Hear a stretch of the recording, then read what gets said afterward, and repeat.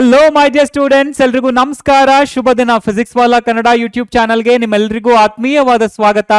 ನನ್ನ ಹೆಸರು ಆದರ್ಶ್, ನಾನು ನಿಮ್ಮ ಬಯಾಲಜಿ ಟೀಚರ್. ಸೊ ಎಲ್ಲರೂ ಹೇಗಿದ್ದೀರಾ? ಚೆನ್ನಾಗಿದ್ದೀರಾ? I hope you all are doing good. Stay healthy and stay fit, right? ಇವತ್ತು ನಾವು ಕ್ಲಾಸ್ 9th ಟಿಶ್ಯೂಸ್ ಚಾಪ್ಟರ್ ನಲ್ಲಿ ಕಂಡು ಬರುವಂತಹ 30 ಇಂಪಾರ್ಟೆಂಟ್ ಕ್ವೆಶ್ಚನ್ಸ್ ಗಳ ಬಗ್ಗೆ ಡಿಸ್ಕಸ್ ಮಾಡ್ತಾ ಇದ್ದೀವಿ, ಸರಿನಾ?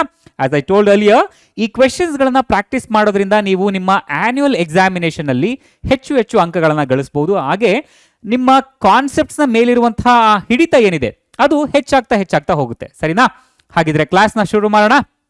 ಓಕೆ, ಸೊ ನಾನಿಲ್ಲಿ ಮೊದಲೇ ಹೇಳಿದ ಹಾಗೆ MCQs ಗಳನ್ನ ಇನ್ಕ್ಲೂಡ್ ಮಾಡಿದ್ದೇನೆ. 1 mark, 2 mark, short answer type ಹಾಗೂ ಲಾಂಗ್ ಆನ್ಸರ್ ಟೈಪ್ ಎಲ್ಲ ರೀತಿಯ ಕ್ವೆಶ್ಚನ್ಸ್ ಗಳನ್ನ ನಾನು ಇನ್ಕ್ಲೂಡ್ ಮಾಡಿದ್ದೇನೆ, ಸರಿನಾ? ಮೊದಲನೇ ಕ್ವೆಶ್ಚನ್ ಹೀಗಿದೆ ನೋಡಿ. ಅ plant tissue which provides flexibility is. ಸಸ್ಯಗಳಲ್ಲಿ ಕಂಡು ಬರುವಂತಹ ಟಿಶ್ಯೂಸ್ ಗಳಲ್ಲಿ ಯಾವ ಟಿಶ್ಯೂ ಸಸ್ಯಗಳಿಗೆ ಫ್ಲೆಕ್ಸಿಬಿಲಿಟಿಯನ್ನ ತಂದುಕೊಡುತ್ತೆ? ಅದು ಪೇರೆಂಕೈಮಾನ, ಕೋಲೆಂಕೈಮಾನ, ಸ್ಕ್ಲೀರೆಂಕೈಮಾನ ಅಥವಾ ಯಾವುದು ಅಲ್ವಾ? ನೋಡಿ, ಈ ಪೇರೆಂಕೈಮಾ ಏನಿದೆಯಲ್ಲ, ಈ ಪೇರೆಂಕೈಮಾ ಟಿಶ್ಯೂ ಸಸ್ಯಗಳಲ್ಲಿ ಸಾಮಾನ್ಯವಾಗಿ ಸ್ಟೋರೇಜ್ ನಲ್ಲಿ ಸಹಾಯ ಮಾಡುತ್ತೆ. ಆಹಾರವನ್ನ ಸ್ಟೋರ್ ಮಾಡಿ ಇಟ್ಕೊಳ್ಳೋದ್ರಲ್ಲಿ ಸಹಾಯ ಮಾಡುತ್ತೆ, ಸರಿನಾ? ಉದಾಹರಣೆಗೆ ನಮ್ಮ ಪೊಟ್ಯಾಟೋದಲ್ಲಿ ಕಂಡು ಬರುವಂತಹ ಪೇರೆಂಕೈಮಾ ಆಗಿರ್ಬೋದು, ಸರಿನಾ? ಅದೇ ರೀತಿ ಈ ಸ್ಕ್ಲೀರೆಂಕೈಮಾ ಏನಿದೆಯಲ್ಲ, ಈ ಸ್ಕ್ಲೀರೆಂಕೈಮಾ ಸಾಮಾನ್ಯವಾಗಿ ಮೆಕ್ಯಾನಿಕಲ್ ಸ್ಟ್ರೆಂತ್ ನಲ್ಲಿ ಸಹಾಯ ಮಾಡುತ್ತೆ. ಸಸ್ಯಗಳಿಗೆ ಮೆಕ್ಯಾನಿಕಲ್ ಸ್ಟ್ರೆಂತ್ ಅನ್ನು ತಂದುಕೊಡೋದು ಯಾವ ಟಿಶ್ಯೂ? ಅದು ಸ್ಕ್ಲೀರೆಂಕೈಮಾ, ಸರಿನಾ? ಹಾಗೆ ಈ ಕೋಲೆಂಕೈಮಾ ಇದೆಯಲ್ಲ, ಈ ಕೋಲೆಂಕೈಮಾ ಟಿಶ್ಯೂನೇ ಸಸ್ಯಗಳಿಗೆ ಬೇಕಿರುವಂತಹ ಫ್ಲೆಕ್ಸಿಬಿಲಿಟಿಯನ್ನ ತಂದುಕೊಡುವಂಥದ್ದು, ಸರಿನಾ? Collenchyma is the one which provides flexibility in plants. ಸಸ್ಯಗಳು ಯಾವುದಾದ್ರೂ ಒಂದು ಕಾರಣಕ್ಕೆ ಗಾಳಿ ಬಂದಾಗ ಹೀಗೆ ಬೆಂಡ್ ಆಗೋದಾಗಿರ್ಬೋದು ಅಥವಾ ಬಾಗೋದಾಗಿರ್ಬೋದು ಏನಿದೆಯಲ್ಲ, ಈ ಪ್ರಕ್ರಿಯೆಯಲ್ಲಿ ಅವು ತುಂಡಾಗದೇ ಇರೋ ರೀತಿ, ಮುರಿದು ಹೋಗದೇ ಇರೋ ರೀತಿ ಫ್ಲೆಕ್ಸಿಬಿಲಿಟಿಯನ್ನು ತಂದುಕೊಡೋದು ಯಾವ ಟಿಶ್ಯೂನಪ್ಪ? ಅದು ಕೋಲೆಂಕೈಮಾ, ಸರಿನಾ? ಅರ್ಥ ಆಗ್ತಿದೆಯಲ್ಲಪ್ಪ? ಸೊ ಇದೇ ರೀತಿ ನೆಕ್ಸ್ಟ್ ಕ್ವೆಶ್ಚನ್ ನೋಡೋಣ. ಸೆಕೆಂಡ್ ಕ್ವೆಶ್ಚನ್ ಹೀಗಿದೆ. Tissue which is responsible for increase in girth of the stem or root is. ಸಸ್ಯಗಳನ್ನ ಕಾಂಡಗಳಲ್ಲಿ ಹಾಗೆ ಆ ರೂಟ್ಸ್ ಗಳೇನಿದೆ, ಆ ಬೇರುಗಳಲ್ಲಿನ ದಪ್ಪ ಬೆಳವಣಿಗೆಗೆ ಅಥವಾ ಅಗಲವಾದ ಬೆಳವಣಿಗೆಗೆ ಯಾವ ಟಿಶ್ಯೂ ಕಾರಣವಾಗುತ್ತೆ? ಪರ್ಮನೆಂಟ್ ಟಿಶ್ಯೂನ, ಎಪಿಕಲ್ ಮೆರಿಸ್ಟಮ್ಮ, ಕೇಂಬಿಯಮ್ಮ ಅಥವಾ ಯಾವುದು ಅಲ್ವಾ? ನೋಡಿ, ಪರ್ಮನೆಂಟ್ ಟಿಶ್ಯೂಸ್ಗಳು ಸಸ್ಯಗಳಲ್ಲಿ ಸಾಕಷ್ಟು ಕೆಲಸಗಳನ್ನ ಮಾಡುತ್ತವೆ.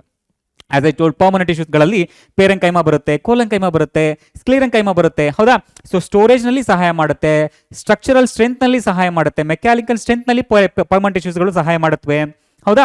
ಈ ಏಪಿಕಲ್ ಮೆರಿಸ್ಟಮ್ ಏನಿದೆಯಲ್ಲ, ಈ ಏಪಿಕಲ್ ಮೆರಿಸ್ಟಮ್ ಇದು ಸಸ್ಯಗಳ ಉದ್ದ ಬೆಳವಣಿಗೆಯಲ್ಲಿ ಸಹಾಯ ಮಾಡುತ್ತೆ. ಸಸ್ಯಗಳು ನೇರವಾಗಿ ಬೆಳೆಯೋದಕ್ಕೆ, ಉದ್ದವಾಗಿ ಬೆಳೆಯೋದಕ್ಕೆ ಎಪಿಕಲ್ ಮೆರಿಸ್ಟಮ್ ಸಹಾಯ ಮಾಡುತ್ತೆ. ಹಾಗೆ ಈ ಕೇಂಬಿಯಂ ಇದೆಯಲ್ಲ, ಈ ಕೇಂಬಿಯಂ ಏನೇ ಸಸ್ಯಗಳಲ್ಲಿನ ಅಗಲವಾದ ಬೆಳವಣಿಗೆಗೆ, ದಪ್ಪ ಬೆಳವಣಿಗೆಗೆ ಕಾರಣವಾಗುವಂಥದ್ದು, ಸರಿನಾ?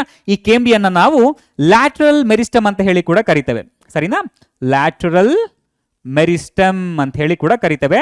ಈ ಲ್ಯಾಟರಲ್ ಮೆರಿಸ್ಟಮ್ ಅಥವಾ ಕೇಂಬಿಯಂ ಏನಿದೆ, ಇದು ಸಸ್ಯಗಳಲ್ಲಿನ ಅಥವಾ ಸಸ್ಯಗಳಲ್ಲಿ ಕಂಡು ಬರುವಂತಹ ಸ್ಟೆಮ್ಸ್ ಗಳಲ್ಲಿ ಹಾಗೆ ರೂಟ್ಸ್ ಗಳಲ್ಲಿ ಅವುಗಳ ದಪ್ಪ ಬೆಳವಣಿಗೆಗೆ ಕಾರಣವಾಗುವಂತಹ ಟಿಶ್ಯೂ, ಸರಿನಾ? ಅರ್ಥ ಆಗ್ತಿದ್ಯಾ? ಮುಂದಿನ ಕ್ವೆಶ್ಚನ್ ನೋಡೋಣ. ಮುಂದಿನ ಕ್ವೆಶ್ಚನ್ ಹೀಗಿದೆ. In human body fats are stored as. ನಮ್ಮ ದೇಹದಲ್ಲಿ ಫ್ಯಾಟ್ ಮಾಲಿಕ್ಯೂಲ್ಸ್ಗಳು ಯಾವ ರೀತಿಯಲ್ಲಿ ಸ್ಟೋರ್ ಆಗಿರುತ್ತವೆ? ಅಡಿಪೋಸ್ ಟಿಶ್ಯೂ ರೀತಿನಲ್ಲಿನ, ಏರಿಯೋಲಾರ್ ಟಿಶ್ಯೂ ರೀತಿನಲ್ಲಿನ ಅಥವಾ ಕಾರ್ಟಿಲೇಜ್ ಆಗಿನ ಅಥವಾ ಎಪಿಥೀಲಿಯಲ್ ಟಿಶ್ಯೂ ರೀತಿನಲ್ಲಿನ? ನಮ್ಮ ದೇಹದಲ್ಲಿ ಫ್ಯಾಟ್ ಮಾಲಿಕ್ಯೂಲ್ಸ್ಗಳು ಅಡಿಪೋಸ್ ಟಿಶ್ಯೂ ರೂಪದಲ್ಲಿ ಸ್ಟೋರ್ ಆಗುತ್ತವೆ, ಸರಿನಾ? ಈ ಅಡಿಪೋಸ್ ಟಿಶ್ಯೂ ಏನಿದೆಯಲ್ಲ, ಇದು ನಮ್ಮ ಚರ್ಮದ ಕೆಳಭಾಗದಲ್ಲಿ ಕಂಡು ಬರುವಂತಹ ಒಂದು ಕನೆಕ್ಟಿವ್ ಟಿಶ್ಯೂ, ಸರಿನಾ? ಸೊ ಈ ಅಡಿಪೋಸ್ ಟಿಶ್ಯೂಗಳ ರೂಪದಲ್ಲಿ ಫ್ಯಾಟ್ ಮಾಲಿಕ್ಯೂಲ್ಸ್ಗಳು ನಮ್ಮ ಚರ್ಮದ ಕೆಳಭಾಗದಲ್ಲಿ ಸ್ಟೋರ್ ಆಗಿರುತ್ತವೆ, ಸರಿನಾ? ಈ ಏರಿಯೋಲಾರ್ ಟಿಶ್ಯೂ ಏನಿದೆಯಲ್ಲ, ಈ ಏರಿಯೋಲಾರ್ ಟಿಶ್ಯೂಸ್ಗಳು ನಮ್ಮ ಚರ್ಮ ಹಾಗೆ ನಮ್ಮ ಮಾಂಸಖಂಡಗಳ ಮಧ್ಯೆ ಇರುವಂತಹ ಸ್ಪೇಸಸ್ ಗಳನ್ನ ಫಿಲ್ ಮಾಡುತ್ತವೆ, ಓಕೆನಾ? ಸೊ ಈ ಏರಿಯೋಲಾರ್ ಟಿಶ್ಯೂ ಕೂಡ ಒಂದು ರೀತಿಯ ಕನೆಕ್ಟಿವ್ ಟಿಶ್ಯೂನೇ. ಇದು ನಮ್ಮ ಚರ್ಮ ಹಾಗೂ ಮಾಂಸಖಂಡಗಳ ಮಧ್ಯೆ ಕಂಡು ಬರುತ್ತೆ. ಹಾಗೆ ಈ ಕಾರ್ಟಿಲೇಜ್ ಏನಿದೆಯಲ್ಲ, ಇದು ಕೂಡ ಒಂದು ರೀತಿಯ ಕನೆಕ್ಟಿವ್ ಟಿಶ್ಯೂನೇ. ಈ ಕಾರ್ಟಿಲೇಜ್ ಅನ್ನೋದು ಬೋನ್ಸ್ಗಳ, ಲಾಂಗ್ ಬೋನ್ಸ್ಗಳ ಎಂಡ್ ಪಾರ್ಟ್ ನಲ್ಲಿ ಅಥವಾ ಎಡ್ಜ್ ಪಾರ್ಟ್ ನಲ್ಲಿ, ಕಾರ್ನರ್ ನಲ್ಲಿ ನಮಗೆ ಕಂಡು ಬರುತ್ತೆ. ಒಂದು ರೀತಿಯ ಕುಶನ್ ಆಗಿ ಕೂಡ ಬೋನ್ಸ್ ಗಳಿಗೆ ಕೆಲಸ ಮಾಡುತ್ತವೆ. ಸೊ ಎರಡು ಬೋನ್ಸ್ ಗಳು ಮೀಟ್ ಆಗುವಾಗ ಅವುಗಳ ಘರ್ಷಣೆಯಿಂದ ಫ್ರಿಕ್ಷನ್ ಏನು ಉಂಟಾಗುತ್ತಲ್ಲ, ಅದನ್ನ ಪ್ರಿವೆಂಟ್ ಮಾಡೋದ್ರಲ್ಲಿ ಕಾರ್ಟಿಲೇಜ್ ಸಹಾಯ ಮಾಡುತ್ತೆ. ಹಾಗೆ ಎಪಿಥೀಲಿಯಲ್ ಟಿಶ್ಯೂ, ಈ ಎಪಿಥೀಲಿಯಲ್ ಟಿಶ್ಯೂ ಏನಿದೆಯಲ್ಲ, ಇದು ನಮ್ಮ ದೇಹದಲ್ಲಿ ಒಂದು ಪ್ರೊಟೆಕ್ಟಿವ್ ಲೇಯರ್ ಆಗಿ ಕಂಡು ಬರೋದನ್ನ ನಾವು ಗಮನಿಸಬಹುದು, ಸರಿನಾ? ಸೊ ಹಾಗಾಗಿ ಇಲ್ಲಿ ಸರಿ ಉತ್ತರ ಅಡಿಪೋಸ್ ಟಿಶ್ಯೂ ಆಗುತ್ತೆ. ಅರ್ಥ ಆಗ್ತಿದೆಯಾ? ಮುಂದಿನ ಕ್ವೆಶ್ಚನ್ ನೋಡೋಣ. ಓಕೆ, ಮುಂದಿನ ಕ್ವೆಶ್ಚನ್ ಹೀಗಿದೆ. The two major components of bone matrix are. ನಮ್ಮ ಬೋನ್ ಮ್ಯಾಟ್ರಿಕ್ಸ್ ನಲ್ಲಿ ಕಂಡು ಬರುವಂತಹ ಎರಡು ಮೇಜರ್ ಕಾಂಪೊನೆಂಟ್ಸ್ಗಳು ಯಾವುದು? Option A calcium and potassium, option B magnesium and potassium, option C calcium and phosphorus, option D phosphorus and potassium. So ಯಾವ ಎರಡು major ಕಾಂಪೊನೆಂಟ್ಸ್ಗಳು ನಮ್ಮ ಬೋನ್ matrix ನಲ್ಲಿ ಹೆಚ್ಚಾಗಿ ಕಂಡು ಬರುತ್ತೆ? ಟೂ ಮೇಜರ್ ಅಂತ ಕೇಳ್ತಾ ಇದ್ದಾರೆ, ಸರಿನಾ? ಸೊ ಎರಡು ಮೇಜರ್ ಕಾಂಪೊನೆಂಟ್ಸ್ ಗಳಿಗೆ ನಾವು ಬಂದಾಗ ನೋಡಿ, ಬೋನ್ ನಲ್ಲಿ ಆರ್ಗ್ಯಾನಿಕ್ ಮೆಟೀರಿಯಲ್ಸ್ ಗಳು ಇರುತ್ತೆ, ಹಾಗೆ ಇನ್ಆರ್ಗ್ಯಾನಿಕ್ ಕಾಂಪೊನೆಂಟ್ಸ್ ಗಳು ಕೂಡ ಇರುತ್ತೆ, ಸರಿನಾ? ಸೊ ಮಿನರಲ್ಸ್ ಅಂತ ಹೇಳಿದ್ರೆ ಇನ್ಆರ್ಗ್ಯಾನಿಕ್ ಕಾಂಪೊನೆಂಟ್ಸ್ ಗಳ ವಿಷಯಕ್ಕೆ ಬಂದಾಗ ಹೆಚ್ಚಿನ ಪ್ರಮಾಣದಲ್ಲಿ ನಮಗೆ ಕಾಣೋದು ಕ್ಯಾಲ್ಸಿಯಂ ಹಾಗೂ ಫಾಸ್ಫರಸ್ ಅನ್ನುವ ಈ ಎರಡು ಇನ್ಆರ್ಗ್ಯಾನಿಕ್ ಕಾಂಪೊನೆಂಟ್ಸ್ಗಳು, ಸರಿನಾ? ಸೊ ನಮ್ಮ ಬೋನ್ ಮ್ಯಾಟ್ರಿಕ್ಸ್ ನಲ್ಲಿ ಹೆಚ್ಚಾಗಿ ಕಾಣುವಂತಹ ಎರಡು ಮೇಜರ್ ಕಾಂಪೊನೆಂಟ್ಸ್ಗಳು ಯಾವುದು ಅಂತ ಹೇಳಿದ್ರೆ ಅದು ಕ್ಯಾಲ್ಸಿಯಂ ಅಂಡ್ ಫಾಸ್ಫರಸ್. ಹಾಗಂತ ಹೇಳಿದ್ರೆ ಪೊಟ್ಯಾಷಿಯಂ ಕಂಡು ಬರೋದೇ ಇಲ್ವಾ, ಮೆಗ್ನೀಷಿಯಂ ಕಂಡು ಬರೋದೇ ಇಲ್ವಾ? ಕಂಡು ಬರುತ್ತೆ. ಆದರೆ ಇವುಗಳಿಗೆ ಕಂಪೇರ್ ಮಾಡಿದ್ರೆ ಮೆಗ್ನೀಷಿಯಂ ಹಾಗೂ ಪೊಟ್ಯಾಷಿಯಂನ ಪ್ರಮಾಣ ತೀರಾ ಕಡಿಮೆ ಆಗಿರುತ್ತೆ, ಸರಿನಾ? ದ ಟೂ ಮೇಜರ್ ಕಾಂಪೊನೆಂಟ್ಸ್ ಅಂತ ಹೇಳಿದ್ರೆ ಅದು ಕ್ಯಾಲ್ಸಿಯಂ ಹಾಗೂ ಫಾಸ್ಫರಸ್, ಸರಿನಾ? ಸೊ ಹಾಗಾಗಿ ಸರಿ ಉತ್ತರ option C calcium and phosphorus ಆಗುತ್ತೆ. ಓಕೆನಾ? ಅರ್ಥ ಆಗ್ತಿದ್ಯಾ? ನೆಕ್ಸ್ಟ್ ಕ್ವೆಶ್ಚನ್ ನೋಡೋಣ. ನೆಕ್ಸ್ಟ್ ಕ್ವೆಶ್ಚನ್ ಹೀಗಿದೆ, tissue that connects to bones is, ಎರಡು ಮೂಳೆಗಳನ್ನ ಕನೆಕ್ಟ್ ಮಾಡುವಂತಹ ಕನೆಕ್ಟಿವ್ ಟಿಶ್ಯೂ ಯಾವುದು? ಯಾವುದು? ಬೋನಾ, ಕಾರ್ಟಿಲೇಜಾ, ಲಿಗಮೆಂಟಾ ಅಥವಾ ಟೆಂಡನ? ಯಾವ ಒಂದು ಟಿಶ್ಯೂ ಎರಡು ಬೋನ್ಗಳನ್ನ ಕನೆಕ್ಟ್ ಮಾಡುತ್ತೆ? ನೋಡಿ, ಇಲ್ಲಿ ಬೋನ್ ಸರಿ ಉತ್ತರ ಆಗಲ್ಲ, ಯಾಕಂತ ಹೇಳಿದ್ರೆ ಬೋನು ಎರಡು ಬೋನ್ ಕನೆಕ್ಟ್ ಮಾಡಲ್ಲ, ಹೌದಲ್ಲ? ಕಾರ್ಟಿಲೇಜ್, ಈ ಕಾರ್ಟಿಲೇಜ್ ಏನಿದೆಯಲ್ಲ ಇದೊಂದು ರೀತಿಯ ಕುಷನಿಂಗ್ ಏಜೆಂಟ್ ಆಗಿ ಕೆಲಸ ಮಾಡುತ್ತೆ. ಮೂಳೆಗಳ ಎಂಡ್ ಪಾರ್ಟ್ ಏನಿದೆಯಲ್ಲ ಆ ಕಾರ್ನರ್ ಅಲ್ಲಿ ಏಡ್ಜಸ್ಗಳಲ್ಲಿ ಇಲ್ಲಿ ಕಾರ್ಟಿಲೇಜ್ಗಳು ಕಂಡು ಬರುತ್ತೆ. ಇದು ಎರಡು ಮೂಳೆಗಳ ಮಧ್ಯೆ ನಡೆಯುವಂತಹ ಫ್ರಿಕ್ಷನ್ ಏನಿದೆಯಲ್ಲ ಅದನ್ನ ಪ್ರಿವೆಂಟ್ ಮಾಡೋದ್ರಲ್ಲಿ ಸಹಾಯ ಮಾಡುತ್ತೆ, ಸರಿನಾ? ಹಾಗೆ ಈ ಲಿಗಮೆಂಟ್ ಏನಿದೆಯಲ್ಲ ಈ ಲಿಗಮೆಂಟ್ ಏನೇ ಎರಡು ಮೂಳೆಗಳನ್ನ ಕನೆಕ್ಟ್ ಮಾಡುವಂತಹ ಒಂದು ಕನೆಕ್ಟಿವ್ ಟಿಶ್ಯೂ, ಸರಿನಾ? ಸೊ ಇಲ್ಲಿ ಸರಿ ಉತ್ತರ ಯಾವ್ದಾಗುತ್ತೆ? Ligament. Ligament is the connective tissue which connects to bones, right? ಹಾಗಿದ್ರೆ ಟೆಂಡನ್ ಏನ್ ಮಾಡುತ್ತೆ? ಟೆಂಡನ್ ಮಸಲ್ಸ್ ಗಳನ್ನ ಬೋನ್ಸ್ ಗೆ ಕನೆಕ್ಟ್ ಮಾಡುವಂತಹ ಒಂದು ಕನೆಕ್ಟಿವ್ ಟಿಶ್ಯೂ ಆಗಿದೆ, ಸರಿನಾ? ಅರ್ಥ ಆಗ್ತಿದೆಯಲ್ಲಪ್ಪ? ಸರಿ ಉತ್ತರ ಇಲ್ಲಿ ligament. Ligament is the tissue that connects to bones, ಓಕೆನಾ? ಸೊ ಟೆಂಡನ್ಸ್ ಏನ್ ಮಾಡುತ್ತೆ ಅಂತನಾದ್ರೂ ಅವ್ರು ಕೇಳಬಹುದು, ಓಕೆನಾ? ಸೊ ಬೋನ್ಗೆ ಬದಲಾಗಿ ಟೆಂಡನ್ಸ್ ಏನ್ ಕೆಲಸ ಮಾಡುತ್ತೆ? ಮಸಲ್ಸು ಹಾಗೆ ಬೋನ್ಸ್ ಗಳನ್ನ ಕನೆಕ್ಟ್ ಮಾಡುವಂತ ಟಿಶ್ಯೂ ಯಾವುದು ಅಂತನಾದ್ರೂ ಅವರು ಕೇಳಬಹುದು. ಅರ್ಥ ಆಗ್ತಿದ್ಯಾ? ಮುಂದಿನ ಕ್ವೆಶ್ಚನ್ ನೋಡೋಣ. Next question. ಓಕೆ, ಸೊ ಈಗ 1 ಮಾರ್ಕ್ ಕ್ವೆಶ್ಚನ್ಸ್ಗಳು ಬರ್ತಾ ಇದೆ. 1 ಮಾರ್ಕು, ಅದಾದ ನಂತರ 2 ಮಾರ್ಕು, ಹಾಗೆ ಲಾಂಗ್ ಆನ್ಸರ್ ಟೈಪ್ ಈ ರೀತಿಯಾದ ಕ್ವೆಶ್ಚನ್ಸ್ಗಳು ಬರ್ತಾ ಹೋಗುತ್ತವೆ, ಓಕೆನಾ? ನೋಡಿ, ಇದು ಸಿಂಪಲ್ ಕ್ವೆಶ್ಚನ್. ಇದು ಡಿಫೈನ್ ದ ಟರ್ಮ್ ಟಿಶ್ಯೂ. ಇಲ್ಲಿ ನಾನು ಯಾಕೆ ಈ ಕ್ವೆಶ್ಚನ್ಸ್ಗಳನ್ನ ಇನ್ಕ್ಲೂಡ್ ಮಾಡಿದ್ದೇನೆ ಅಂತ ಹೇಳಿದ್ರೆ, ಕಳೆದ ವಿಡಿಯೋದಲ್ಲಿ ಸಾಕಷ್ಟು ವಿದ್ಯಾರ್ಥಿಗಳು ನೀವು ಕೇಳಿದ್ರಿ, ಸರ್ NCERT ಎಕ್ಸಾಂಪಲರ್ ಕ್ವೆಶ್ಚನ್ಸ್ಗಳನ್ನ ನೀವು ಸಾಲ್ವ್ ಮಾಡಲಿಲ್ಲ ಅಂತ ಹೇಳಿ, ಹೌದಲ್ವಾ? ಸೊ ನಾನಿಲ್ಲಿ ಆ ಕಾರಣಕ್ಕಾಗಿನೇ ನಿಮ್ಮ ಟೆಕ್ಸ್ಟ್ ಬುಕ್ ನಲ್ಲಿ ಇರುವಂತಹ NCERT ಎಕ್ಸಾಂಪಲ್ಸ್ ಹಾಗೆ ಇನ್ ಟೆಕ್ಸ್ಟ್ ಕ್ವೆಶ್ಚನ್ಸ್ಗಳು ಏನಿದೆ ಅವುಗಳನ್ನು ಕೂಡ ತಗೊಂಡು ಈ ಕ್ವೆಶ್ಚನ್ಸ್ಗಳ ಜೊತೆ ಇನ್ಕ್ಲೂಡ್ ಮಾಡಿದ್ದೀನಿ, ಸರಿನಾ? ಸೊ ದಟ್ ನಿಮಗೆ ಆ ಕ್ವೆಶ್ಚನ್ಸ್ಗಳ ಕ್ಲಾರಿಟಿ ಅನ್ನೋದು ಕೂಡ ಸಿಗುತ್ತೆ, ಹಾಗೆ ಅವುಗಳಿಗೂ ಕೂಡ ಒಂದು ಆನ್ಸರ್ ಸಿಕ್ತಾಗುತ್ತೆ, ಸರಿನಾ? ಸೊ ಸಿಂಪಲ್ ಕ್ವೆಶ್ಚನ್ ಇದು. ಡಿಫೈನ್ ಟರ್ಮ್ ಟಿಶ್ಯೂ 1 ಮಾರ್ಕ್ಗೆ ಕೇಳಬಹುದು. ಟಿಶ್ಯೂ ಅಂದ್ರೆ ಏನಪ್ಪಾ? ಗ್ರೂಪ್ ಆಫ್ ಸೆಲ್ಸ್, ಓಕೆನಾ? Group of cells that are similar in structure and perform particular function, ಸರಿನಾ? A tissue is nothing but what? A group of cells that are similar in structure and perform a particular function, ಸರಿನಾ? ಅರ್ಥ ಆಗ್ತಿದೆಯಾ? 1 mark ಕ್ವೆಶ್ಚನ್ಗೆ ಆರಾಮಾಗಿ answer ಮಾಡಬಹುದು ನೀವು, ಓಕೆನಾ? ಮುಂದಿನ question ಹೀಗಿದೆ, right? What is the utility of tissue in multicellular organisms? Multicellular ಆರ್ಗ್ಯಾನಿಸಮ್ಸ್ಗಳಲ್ಲಿ ಟಿಶ್ಯೂಸ್ಗಳ ಪಾತ್ರ ಏನು? ಟಿಶ್ಯೂಸ್ಗಳು ಯಾವುದಕ್ಕೆ ಬಳಸಲ್ಪಡ್ತಾ ಇದೆ? ನೋಡಿ, tissues provide structural strength, mechanical strength and show division of labour in multicellular organisms.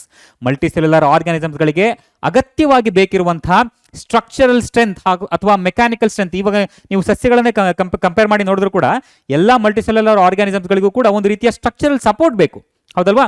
ಅದು ಯಾವುದರಿಂದ ಸಿಗ್ತಾ ಇದೆ? ಟಿಶ್ಯೂಸ್ಗಳಿಂದ ಸಿಗ್ತಾ ಇದೆ. ಹಾಗೆ ಮಲ್ಟಿಸೆಲ್ಯುಲರ್ ಆರ್ಗ್ಯಾನಿಸಮ್ಸ್ಗಳಲ್ಲಿ ಮುಖ್ಯವಾಗಿ ನಮಗೆ ಡಿವಿಷನ್ ಆಫ್ ಲೇಬರ್ ಅನ್ನೋದು ಕಂಡು ಬರುತ್ತೆ. ಅಂತ ಹೇಳಿದ್ರೆ ಒಂದೊಂದು ಕೆಲಸ ಮಾಡ್ಲಿಕ್ಕೂ ಕೂಡ ಒಂದೊಂದು ಗುಂಪಿನ ಸೆಲ್ಸ್ಗಳಿರುತ್ತೆ, ಹೌದಾ? ಒಂದೊಂದು ಗ್ರೂಪ್ ಆಫ್ ಸೆಲ್ಸ್ಗಳು ಒಂದೊಂದು ಪರ್ಟಿಕ್ಯುಲರ್ ಫಂಕ್ಷನ್ ಅನ್ನ ಮಾಡುತ್ತವೆ. ಅದನ್ನೇ ನಾವು ಡಿವಿಷನ್ ಆಫ್ ಲೇಬರ್ ಅಂತ ಹೇಳಿ ಕರಿತೇವೆ. ಸೊ ಈ ರೀತಿಯಾದ ಕಾರ್ಯಗಳಿಗೆ ಟಿಶ್ಯೂಸ್ಗಳು ಮಲ್ಟಿಸೆಲ್ಯುಲರ್ ಆರ್ಗ್ಯಾನಿಸಮ್ಸ್ಗಳಲ್ಲಿ ಉಪಯೋಗಿಸಲ್ಪಡ್ತಾ ಇದೆ, ಸರಿನಾ? ಅರ್ಥ ಆಗ್ತಿದೆಯಾ? ಮುಂದಿನ ಕ್ವೆಶ್ಚನ್ ನೋಡೋಣ. ಮುಂದಿನ ಕ್ವೆಶ್ಚನ್ ಹೀಗಿದೆ, right? How many types of elements together make up the xylem tissue? Name them. Xylem tissue ಅನ್ನ ಮಾಡುವಂತಹ ಎಲಿಮೆಂಟ್ಸ್ಗಳು ಯಾವ್ಯಾವುದು, ಎಷ್ಟಿದೆ, ಅವುಗಳನ್ನ ಹೆಸರಿಸಿ ಅಂತ ಕೇಳ್ತಾ ಇದ್ದಾರೆ, ಸರಿನಾ? there are 4 types of elements make up the xylem tissue. 4 ಎಲಿಮೆಂಟ್ಸ್ಗಳು ಒಟ್ಟುಗೂಡಿ xylem tissue ಅನ್ನ ಮಾಡ್ತಾ ಇದೆ. ಯಾವ್ಯಾವುದು ಅಂತ ಹೇಳಿದ್ರೆ xylem vessels, tracheids, xylem fibers and xylem parenchyma. ಸರಿನಾ? ಸೊ ಈ 4 ಎಲಿಮೆಂಟ್ಸ್ಗಳು ಒಟ್ಟಾರೆಯಾಗಿ ಸೇರಿ xylem tissue ಅನ್ನ ಮಾಡ್ತಾ ಇದೆ. ಸರಿನಾ? 1 ಮಾರ್ಕ್ ಕ್ವೆಶ್ಚನ್ಸ್ ಗಳಿಗೆ ಆರಾಮಾಗಿ ಆನ್ಸರ್ ಮಾಡಬಹುದು. ಸರಿನಾ? ಮುಂದಿನ ಕ್ವೆಶ್ಚನ್ ನೋಡೋಣ. ರೈಟ್. ಸೊ ಮುಂದಿನ ಕ್ವೆಶ್ಚನ್ ಹೀಗಿದೆ. How are simple tissues different from complex tissues in plants? ಸಸ್ಯಗಳಲ್ಲಿ ಸಿಂಪಲ್ ಟಿಶ್ಯೂಸ್ಗಳು ಕಾಂಪ್ಲೆಕ್ಸ್ ಟಿಶ್ಯೂಸ್ಗಳಿಗಿಂತ ಹೇಗೆ ಭಿನ್ನವಾಗಿದೆ ಅಂತ ಕೇಳ್ತಾ ಇದ್ದಾರೆ. ಸರಿನಾ? ಸಾಮಾನ್ಯವಾಗಿ ಈ ಸಿಂಪಲ್ ಟಿಶ್ಯೂಸ್ಗಳು ಏನಿದೆಯಲ್ಲ ಇವು ಕೇವಲ ಒಂದೇ ಒಂದು ರೀತಿಯ ಸೆಲ್ಸ್ಗಳಿಂದ ಮಾಡಲ್ಪಟ್ಟಿರುತ್ತೆ. ಸರಿನಾ? Simple tissues are made up of only one type of cells. ಒಂದೇ ಒಂದು ರೀತಿಯ ಸೆಲ್ಸ್ಗಳಿಂದ ಮಾಡಲ್ಪಟ್ಟಿರುತ್ತೆ and perform a common function. ಒಂದು ಕೆಲಸವನ್ನ ಮಾಡಲಿಕ್ಕೆ ಒಂದೇ ರೀತಿಯ ಸೆಲ್ಸ್ಗಳು ಒಟ್ಟುಗೂಡಿ ಒಂದು ಕೆಲಸವನ್ನ ಮಾಡ್ತಾ ಇದೆ ಅಂತ ಅರ್ಥ. Versus complex tissues are made up of more than one type of cells. ಇಲ್ಲಿ ರಚನೆಯ ವಿಚಾರಕ್ಕೆ ಬಂದಾಗ ಕಾಂಪ್ಲೆಕ್ಸ್ ಟಿಶ್ಯೂಸ್ಗಳಲ್ಲಿ ಒಂದಕ್ಕಿಂತ ಹೆಚ್ಚು ಅಂತ ಹೇಳಿದ್ರೆ ಭಿನ್ನ ಭಿನ್ನವಾದ ಸೆಲ್ಸ್ಗಳು ಒಟ್ಟುಗೂಡಿ ಒಂದು ಕಾಮನ್ ಕೆಲಸವನ್ನ ಮಾಡ್ತಾ ಇದೆ ಅಂತ ಅರ್ಥ. ಸರಿನಾ? Complex tissues are made up of more than one type of cells. All these cells coordinate to perform a common function. ಒಂದು ಕೆಲಸವನ್ನ ಮಾಡಲಿಕ್ಕೆ ಬೇರೆ ಬೇರೆ ರಚನೆಯುಳ್ಳಂತಹ ಸಾಕಷ್ಟು ಸೆಲ್ಸ್ಗಳು ಒಟ್ಟುಗೂಡಿ ಒಂದು ಕೆಲಸವನ್ನ ಮಾಡ್ತಾ ಇದೆ. ಉದಾಹರಣೆಯಾಗಿ xylem is a ಟಿಶ್ಯೂ ಅಲ್ವಾ? xylem ಒಂದು ಟಿಶ್ಯೂ. xylem ನಲ್ಲಿ ಯಾವ ಯಾವ ಎಲಿಮೆಂಟ್ಸ್ ಗಳನ್ನ ನೋಡಿದ್ರಿ ನೀವು? xylem vessels, tracheids, xylem fibers ಹಾಗೂ xylem parenchyma. ಈ ಎಲ್ಲ ಟಿಶ್ಯೂಸ್ಗಳು ಕೂಡ, ಈ ಎಲ್ಲ ಸೆಲ್ಸ್ಗಳು ಕೂಡ ರಚನೆಯಲ್ಲಿ ಬೇರೆ ಬೇರೆಯದ್ದಾಗಿದೆ. ಇವೆಲ್ಲವುಗಳು ಒಟ್ಟುಗೂಡಿ ಒಂದು ಕೆಲಸವನ್ನ ಮಾಡ್ತಾ ಇದೆ. xylem ಏನ್ ಮಾಡುತ್ತೆ? ನೀರು ಮತ್ತೆ ಮಿನರಲ್ಸ್ ಗಳನ್ನ ಸರಬರಾಜು ಮಾಡುತ್ತೆ. ಹೌದಲ್ವಾ? ಸೊ ಆ ಕೆಲಸವನ್ನ ಈ 4 ಎಲಿಮೆಂಟ್ಸ್ಗಳು ಒಟ್ಟುಗೂಡಿ ಮಾಡ್ತಾ ಇದೆ. ಸರಿನಾ? ಸೊ ಇದಕ್ಕೆ ನಾವು ಕಾಂಪ್ಲೆಕ್ಸ್ ಟಿಶ್ಯೂ ಅಂತ ಹೇಳಿ ಕರಿತೇವೆ. ಸರಿನಾ? ಸೊ ಸಿಂಪಲ್ ಟಿಶ್ಯೂ ಅಂತ ಹೇಳಿದ್ರೆ ಯಾವಾಗಲೂ ಒಂದೇ ಒಂದು ಟೈಪ್ ಆಫ್ ಸೆಲ್ಸ್ ಇರುತ್ತೆ. ಕಾಂಪ್ಲೆಕ್ಸ್ ಟಿಶ್ಯೂಸ್ ನಲ್ಲಿ ಒಂದಕ್ಕಿಂತ ಹೆಚ್ಚು ಭಿನ್ನ ಭಿನ್ನವಾದ ಸೆಲ್ಸ್ಗಳು, different types of cells are found in complex tissue. ಸರಿನಾ? To perform one particular function. ಅರ್ಥ ಆಗ್ತಿದ್ಯಲ್ಲಪ್ಪ? 1 ಮಾರ್ಕ್ ಅಥವಾ 2 ಮಾರ್ಕ್ ಕ್ವೆಶ್ಚನ್ಸ್ಗೆ ನಿಮಗೆ ಕೇಳಬಹುದು. ಸರಿನಾ? ಮುಂದಿನ ಕ್ವೆಶ್ಚನ್ ನೋಡೋಣ. ಮುಂದಿನ ಕ್ವೆಶ್ಚನ್ ಹೀಗಿದೆ. Differentiate between parenchyma, collenchyma and sclerenchyma on the basis of their cell wall. ಸರಿನಾ? ಸೊ ಈ ರೀತಿಯಾದ ಕ್ವೆಶ್ಚನ್ಸ್ ಗಳನ್ನ ಅವ್ರು ನಿಮಗೆ ಕೆಲವೊಂದು ಸರ್ತಿ 1 ಮಾರ್ಕಿಗಾದ್ರೂ ಕೇಳಬಹುದು, ಅಥವಾ 2 ಮಾರ್ಕು ಅಥವಾ 3 ಅಥವಾ 4 ಮಾರ್ಕಿಗಾದ್ರೂ ಕೇಳಬಹುದು. ಸರಿನಾ? ಸೊ ಇಲ್ಲಿ they are asking differentiate between the parenchyma, collenchyma and sclerenchyma only based on their cell wall ಅಂತ ಕೇಳ್ತಾ ಇದ್ದಾರೆ. ಕೆಲವೊಂದು ಸಂದರ್ಭಗಳಲ್ಲಿ ಆ ಸೆಲ್ ವಾಲ್ ಅನ್ನುವ ಪದವನ್ನು ತೆಗೆದುಹಾಕ್ಬಿಟ್ಟು ಬರೀ ಡಿಫ್ರೆನ್ಶಿಯೇಟ್ ಅಂತ ಕೇಳಿದ್ರೆ ಅವಾಗ ನಿಮಗೆ 3 ಮಾರ್ಕು ಅಥವಾ 4 ಮಾರ್ಕಿಗೆ ಕೇಳಬಹುದು. ಸರಿನಾ? ಈಗ 3 ಮಾರ್ಕ್ಗೆ ಕೇಳ್ತಾ ಇದೆ ಅಂತ ಹೇಳಿದ್ರೆ 3 ಪಾಯಿಂಟ್ಸ್ ಗಳನ್ನ ಬರೀರಿ. ಅಡಿಷನಲ್ ಆಗಿ 1 ಅಥವಾ 2 ಪಾಯಿಂಟ್ಸ್ ಗಳನ್ನ ಬರೆಯೋದು ಉತ್ತಮ. ಅದೇ ರೀತಿ 4 ಇದ್ದಾಗ 4 ಪಾಯಿಂಟ್ಸ್ಗಳು ಮಿನಿಮಮ್ ಆಗಿ ಬರೀಬೇಕು. ನಂತರ 2 ಪಾಯಿಂಟ್ಸ್ಗಳು ಅಡಿಷನಲ್ ಆಗಿ ಬರೆಯೋದು. ಸರಿನಾ? ಸೊ ಈಗ ನಾವು ಅವುಗಳ ಡಿಫೆನ್ಸ್ ಅನ್ನು ನೋಡ್ಕೊಂಡ್ಬಿಡೋಣ. ಸರಿನಾ? ಸೆಲ್ ವಾಲ್ ನ ವಿಷಯಕ್ಕೆ ಬಂದಾಗ ಪೇರೆಂಕೈಮಾ ಸೆಲ್ಸ್ ಗಳಲ್ಲಿ ಥಿನ್ ಸೆಲ್ ವಾಲ್ಸ್ ಇದೆ. ಆ ಸೆಲ್ ವಾಲ್ಗಳಲ್ಲಿ ಸೆಲ್ಯುಲೋಸ್ ಅನ್ನುವ ಒಂದು ಅಂಶವನ್ನ ನಾವು ಗುರುತಿಸಬಹುದು ಪೇರೆಂಕೈಮಾ ಟಿಶ್ಯೂಸ್ ನಲ್ಲಿ. ಸರಿನಾ? Cells have thin cell wall made up of cellulose. ಅದೇ ಕೋಲೆಂಕೈಮಾದಲ್ಲಿ the cells have cell walls thickened at the corners. ಕಾರ್ನರ್ಗಳಲ್ಲಿ ಥಿಕ್ ಆಗಿರುವಂತಹ ಸೆಲ್ ವಾಲ್ಸ್ ಗಳನ್ನ ನಾವು ಗಮನಿಸಬಹುದು because of the deposition of pectin. Pectin ಅನ್ನುವ ಒಂದು ಅಂಶ ಈ ಸೆಲ್ ವಾಲ್ಸ್ ಗಳಲ್ಲಿ ಕಂಡು ಬರುತ್ತೆ. ಕೋಲೆಂಕೈಮಾದ ಸೆಲ್ ವಾಲ್ಸ್ ಗಳಲ್ಲಿ ಪೆಕ್ಟಿನ್ ಅನ್ನುವ ಒಂದು ಅಂಶವನ್ನ ನಾವು ಗುರುತಿಸಬಹುದು. ಹಾಗೆ ಅವುಗಳ ಸೆಲ್ ವಾಲ್ ಏನಿದೆಯಲ್ಲ ಆ ಸೆಲ್ ವಾಲ್ಗಳು ಕಾರ್ನರ್ ನಲ್ಲಿ ಹೆಚ್ಚು ಥಿಕ್ ಆಗಿರೋದನ್ನ ನಾವು ಗಮನಿಸಬಹುದು.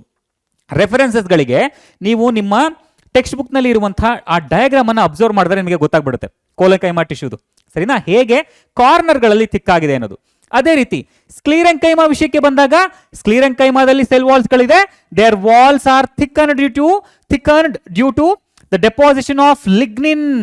ಸ್ಕ್ಲಿರೆಂಕೈಮಾ ಟಿಶ್ಯೂಸ್ ಗಳಲ್ಲಿ ಸೆಲ್ ವಾಲ್ಸ್ ಇದೆ. ಆ ಸೆಲ್ ವಾಲ್ಸ್ ಗಳಲ್ಲಿ ಯಾವ ಅಂಶ ಕಂಡು ಬರುತ್ತೆ? ಲಿಗ್ನಿನ್ ಅನ್ನುವ ಅಂಶ ಕಂಡು ಬರುತ್ತೆ. ಸರಿನಾ? ಈ ಕಾರಣಕ್ಕಾಗಿ ಸ್ಕ್ಲಿರೆಂಕೈಮಾದ ಸೆಲ್ ವಾಲ್ಸ್ ಗಳು ಥಿಕ್ ಆಗಿದೆ. ಸರಿನಾ? ಇದು ಸೆಲ್ ವಾಲ್ ನ ಬೇಸಿಸ್ ನ ಮೇಲೆ ನಾವು ಡಿಫ್ರೆನ್ಶಿಯೇಟ್ ಮಾಡಿದ್ದಾಯ್ತು. ಅದೇ ಈಗ ನಾವು ಆ ಸೆಲ್ ವಾಲ್ ನ only basis of cell wall ಅನ್ನುವ ಪದವನ್ನು ತೆಗೆದಾಕ್ಬಿಟ್ಟು ಜಸ್ಟ್ ಡಿಫ್ರೆನ್ಶಿಯೇಟ್ ಅಂತ ಕೇಳಿದ್ರೆ ನೀವು ಇನ್ನೂ ಒಂದು 3-4 ಪಾಯಿಂಟ್ಸ್ ಗಳನ್ನ ಬರೀಬಹುದು. ಸರಿನಾ? ಈಗ ಪೇರೆಂಕೈಮಾ ವಿಷಯಕ್ಕೆ ಬಂದಾಗ parenchyma cells are loosely arranged, collenchyma cells are compactly arranged, without much intercellular spaces. ಅದೇ ರೀತಿ ಕೋಲಂಕೈಮಾಗಳು ಇನ್ನೂ ಎಕ್ಸ್ಟ್ರೀಮ್ ಆಗಿ ಥಿಕ್ ಆಗಿ ಇನ್ನೂ ಎಕ್ಸ್ಟ್ರೀಮ್ ಆಗಿ ಯಾವುದೇ ರೀತಿಯ ಇಂಟರ್ಸೆಲ್ಯುಲಾರ್ ಸ್ಪೇಸಸ್ಗಳು ಇಲ್ಲದೆ ಅರೇಂಜ್ ಆಗಿರಬಹುದು. ಹೌದಾ? ಸೊ ಇಲ್ಲಿ ಪೇರೆಂಕೈಮಾ ಟಿಶ್ಯೂಸ್ಗಳು ಲಿವಿಂಗ್ ಸೆಲ್ಸ್ ಆಗಿರುತ್ತೆ, ಕೋಲಂಕೈಮಾ ಟಿಶ್ಯೂಸ್ಗಳು ಕೂಡ ಲಿವಿಂಗ್ ಸೆಲ್ಸ್ ಆಗಿರುತ್ತೆ. ಅದೇ ಸ್ಕ್ಲೀರೆಂಕೈಮಾ ಟಿಶ್ಯೂ ಇದೆಯಲ್ಲ, ಇದು ಡೆಡ್ ಸೆಲ್ಸ್ ಆಗಿರುತ್ತೆ. ಸರಿನಾ? ಸೊ ಸಾಮಾನ್ಯವಾಗಿ ಪೇರೆಂಕೈಮಾ ಸ್ಟೋರೇಜ್ ನಲ್ಲಿ ಸಹಾಯ ಮಾಡುತ್ತೆ, ಕೋಲಂಕೈಮಾ ಫ್ಲೆಕ್ಸಿಬಿಲಿಟಿಯನ್ನು ತಂದುಕೊಡುತ್ತೆ, ಸ್ಕ್ಲೀರೆಂಕೈಮಾ ಮೆಕ್ಯಾನಿಕಲ್ ಸ್ಟ್ರೆಂತ್ ನಲ್ಲಿ ಸಹಾಯ ಮಾಡುತ್ತೆ. ಸರಿನಾ?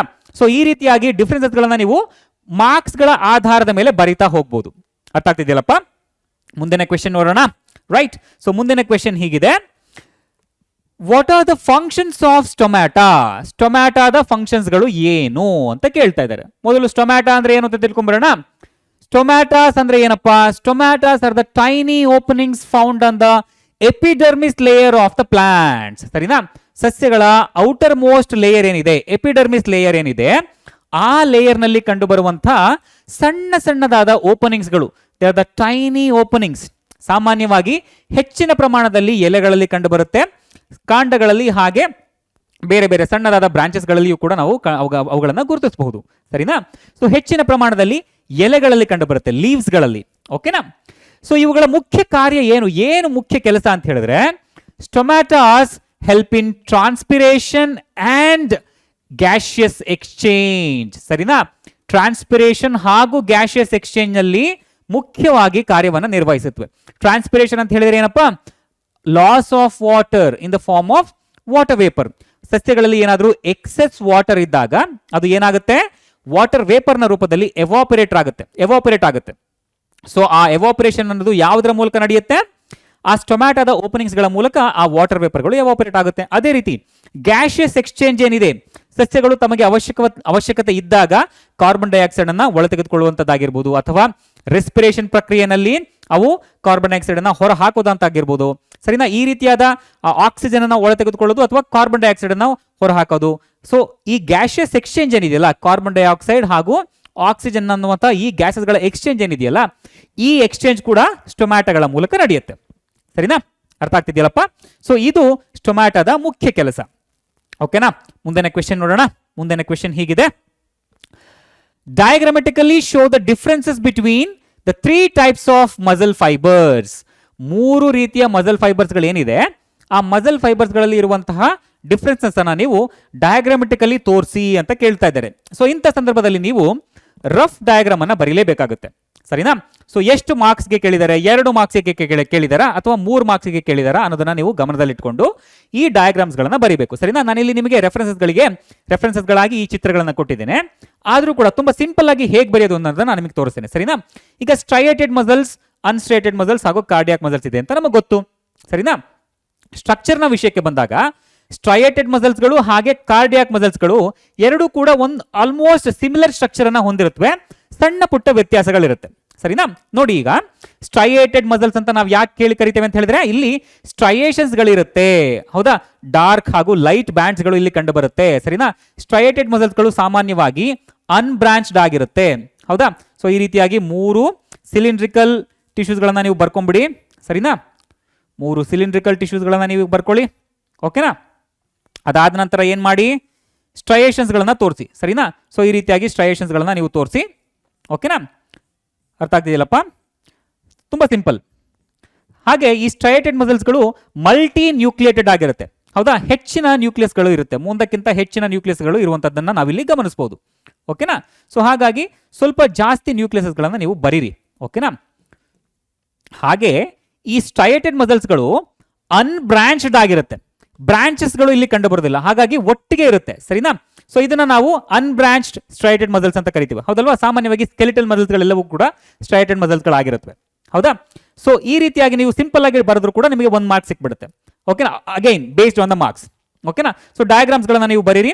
ಡಯಾಗ್ರಾಮ್ಸ್ ಗಳನ್ನ ಬರೆದು ಸಾಧ್ಯ ಆದ್ರೆ ನಿಮಗೆ ಲೇಬಲ್ ಮಾಡ್ತಾ ಹೋಗಿ. ನ್ಯೂಕ್ಲಿಯಸ್, ಹೌದಾ? ಸಿಂಪಲ್ ಆಗಿ ನ್ಯೂಕ್ಲಿಯಸ್ ಅನ್ನ ಬರೆದ್ರು ಸಾಕು. ಹೌದಾ? Nucleus simple. ಅದೇ ರೀತಿ ಅನ್ಸ್ಟ್ರೈಯೇಟೆಡ್ ಮಸಲ್ಸ್ ಅಥವಾ ಇನ್ವಾಲಂಟರಿ ಮಸಲ್ಸ್ ಗಳನ್ನ ನೀವು ಬರೆಯುವಾಗ ಸ್ಪಿಂಡಲ್ ಶೇಪ್ ನಲ್ಲಿ ಈ ರೀತಿ ಬರೆದ್ಬಿಡಿ. ಓಕೆನಾ? ಸಿಂಪಲ್ 3 ಟಿಶ್ಯೂಸ್ ಗಳನ್ನ ಬರೆದ್ಬಿಡಿ ಹೀಗೆ. ಓಕೆ? ಸೊ ಸ್ಪಿಂಡಲ್ ಫಾರ್ಮ್ ನಲ್ಲಿ ಇದೆ ಟಿಶ್ಯೂಸ್ಗಳು. ಇಲ್ಲಿ ಯೂನಿ ನ್ಯೂಕ್ಲಿಯೇಟ್ ಆಗಿರುತ್ತೆ ಇದು. ಸರಿನಾ? ಹಾಗಾಗಿ ಒಂದೇ ಒಂದು ನ್ಯೂಕ್ಲಿಯಸ್ ಅನ್ನ ನೀವು ಬರೆದ್ರು ಸಾಕು. ಸರಿನಾ? ಅಗೈನ್ ಲೇಬಲ್ ಮಾಡಬೇಕು. ಅನ್ಸ್ಟ್ರೇಟೆಡ್ ಮಸಲ್ಸ್ ಅಂತ ಕೆಳಗಡೆ ಲೇಬಲ್ ಮಾಡಿ ನ್ಯೂಕ್ಲಿಯಸ್ ಅನ್ನ ಗುರುತಿಸಿ ಈ ರೀತಿಯಾಗಿ ಡಯಾಗ್ರಾಮ್ ಬರೆದ್ರೆ ಸಾಕು. ಅದೇ ರೀತಿ ಕಾರ್ಡಿಯಾಕ್ ಮಸಲ್ಸ್ ಹಾಗೂ ಸ್ಟ್ರೈಟೆಡ್ ಮಸಲ್ಸ್ ಎರಡು ಕೂಡ ಸ್ಟ್ರೈಯೇಷನ್ಸ್ ಗಳನ್ನ ತೋರಿಸುತ್ತವೆ. ವ್ಯತ್ಯಾಸ ಏನಪ್ಪಾ ಅಂತ ಹೇಳಿದ್ರೆ ಕಾರ್ಡಿಯಾಕ್ ಮಸಲ್ಸ್ಗಳು ಬ್ರಾಂಚ್ಡ್ ಆಗಿರುತ್ತೆ. ಸೊ ನೀವೇನ್ ಮಾಡಬೇಕು, ಒಂದೆರಡು ಬ್ರಾಂಚ್ ಗಳನ್ನ ಎಕ್ಸ್ಟೆನ್ಷನ್ ಮಾಡಿ ತೋರಿಸಿ. ಫಾರ್ ಎಕ್ಸಾಂಪಲ್ ನೋಡಿ ಈ ರೀತಿಯಾಗಿ, ಓಕೆನಾ. ಸೊ ಇಲ್ಲೊಂದು ಬ್ರಾಂಚ್ ಬಂತು, ಓಕೆನಾ. ಹಾಗೆ ಸೊ ನೆಕ್ಸ್ಟ್ ಬರೆಯುವಾಗ ಇನ್ನೊಂದು ಬ್ರಾಂಚ್ ಈ ಕಡೆಗೆ ತೋರಿಸ್ಬಿಡಿ, ಸರಿನಾ. ಸೊ ಈ ಕಡೆಗೆ ತೋರಿಸ್ಬಿಡಿ, ಓಕೆ. ಸೊ ಇಲ್ಲೊಂದು ಬ್ರಾಂಚ್ ಬಂತು, ಓಕೆ. ಮತ್ತೆ ನೆಕ್ಸ್ಟ್ ಬರೆಯುವಾಗ ಇಲ್ಲೊಂದು ಬ್ರಾಂಚ್ನ ಹೀಗೆ ಮಾಡಿ, ಓಕೆನಾ. ಸೊ ಇಲ್ಲಿ ಕೂಡ ಸ್ಟ್ರೈಯೇಷನ್ಸ್ಗಳನ್ನ ತೋರಿಸಿ, ಓಕೆನಾ. ಸ್ಟ್ರೈಯೇಷನ್ಸ್ಗಳನ್ನ ತೋರಿಸಿದ ನಂತರ ಮತ್ತೆ ಇಲ್ಲಿ ಕೂಡ ನ್ಯೂಕ್ಲಿಯಸ್ಗಳನ್ನ ನೀವು ಮೆನ್ಷನ್ ಮಾಡಬೇಕು, ಸರಿನಾ. ನ್ಯೂಕ್ಲಿಯಸ್ ಅನ್ನ ಬರೀಬೇಕು, ಓಕೆನಾ. ಸೊ ಇಲ್ಲಿ ಕಾರ್ಡಿಯಾಕ್ ಮಸಲ್ಸ್ಗಳೇನಿದೆಯಲ್ಲ ಇದು ಯೂನಿ ನ್ಯೂಕ್ಲಿಯೇಟ್ ಆಗಿರುತ್ತೆ, ಓಕೆನಾ. ಒಂದೊಂದು ಸ್ಟ್ರೈಯೇಷನ್ಸ್ನ ಮಧ್ಯೆ ನೀವು ಒಂದೊಂದು ನ್ಯೂಕ್ಲಿಯಸ್ ಅನ್ನ ಮೆನ್ಷನ್ ಮಾಡಿದ್ರೆ ಸಾಕು, ಓಕೆನಾ.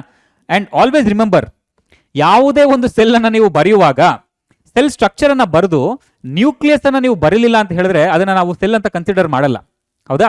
ಸೊ ಹಾಗಾಗಿ ನ್ಯೂಕ್ಲಿಯಸ್ಗಳನ್ನ ಬರೆದು ಆ ಟಿಶ್ಯೂಸ್ಗಳನ್ನ ನೀವು ಲೇಬಲ್ ಮಾಡಬೇಕು. ಕಾರ್ಡಿಯಾಕ್ ಮಸಲ್ಸ್, ಸರಿನಾ. ಕಾರ್ಡಿಯಾಕ್ ಮಸಲ್ಸ್ಗಳ ಮಧ್ಯೆ ನೀವು ಕ್ಯಾರೆಕ್ಟರ್ಸ್ಗಳನ್ನ ಅವ್ರು ಏನಾದ್ರು ಕೇಳಿದ್ರೆ ಕ್ಯಾರೆಕ್ಟರ್ಸ್ಗಳನ್ನು ಕೂಡ ಬರೀಬಹುದು, ಸರಿನಾ. ಯೂನಿ ನ್ಯೂಕ್ಲಿಯೇಟೆಡ್ ನ್ಯೂಕ್ಲಿಯಸ್ ಅನ್ನ ನೀವು ಮೆನ್ಷನ್ ಮಾಡಿದ್ರೆ ಸಾಕು, ಸರಿನಾ.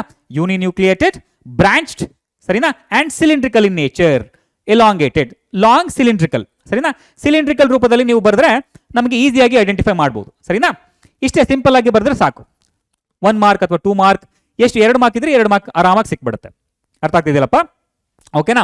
ಸೊ ನೆಕ್ಸ್ಟ್ ಕ್ವೆಶ್ಚನ್ ನೋಡೋಣ. ನೆಕ್ಸ್ಟ್ ಕ್ವೆಶ್ಚನ್ ಹೀಗಿದೆ, what is the specific function of the cardiac muscle? Cardiac muscle ನ ಸ್ಪೆಸಿಫಿಕ್ ಫಂಕ್ಷನ್ ಏನು ಅಂತ ಕೇಳ್ತಾ ಇದ್ದಾರೆ, ಸರಿನಾ.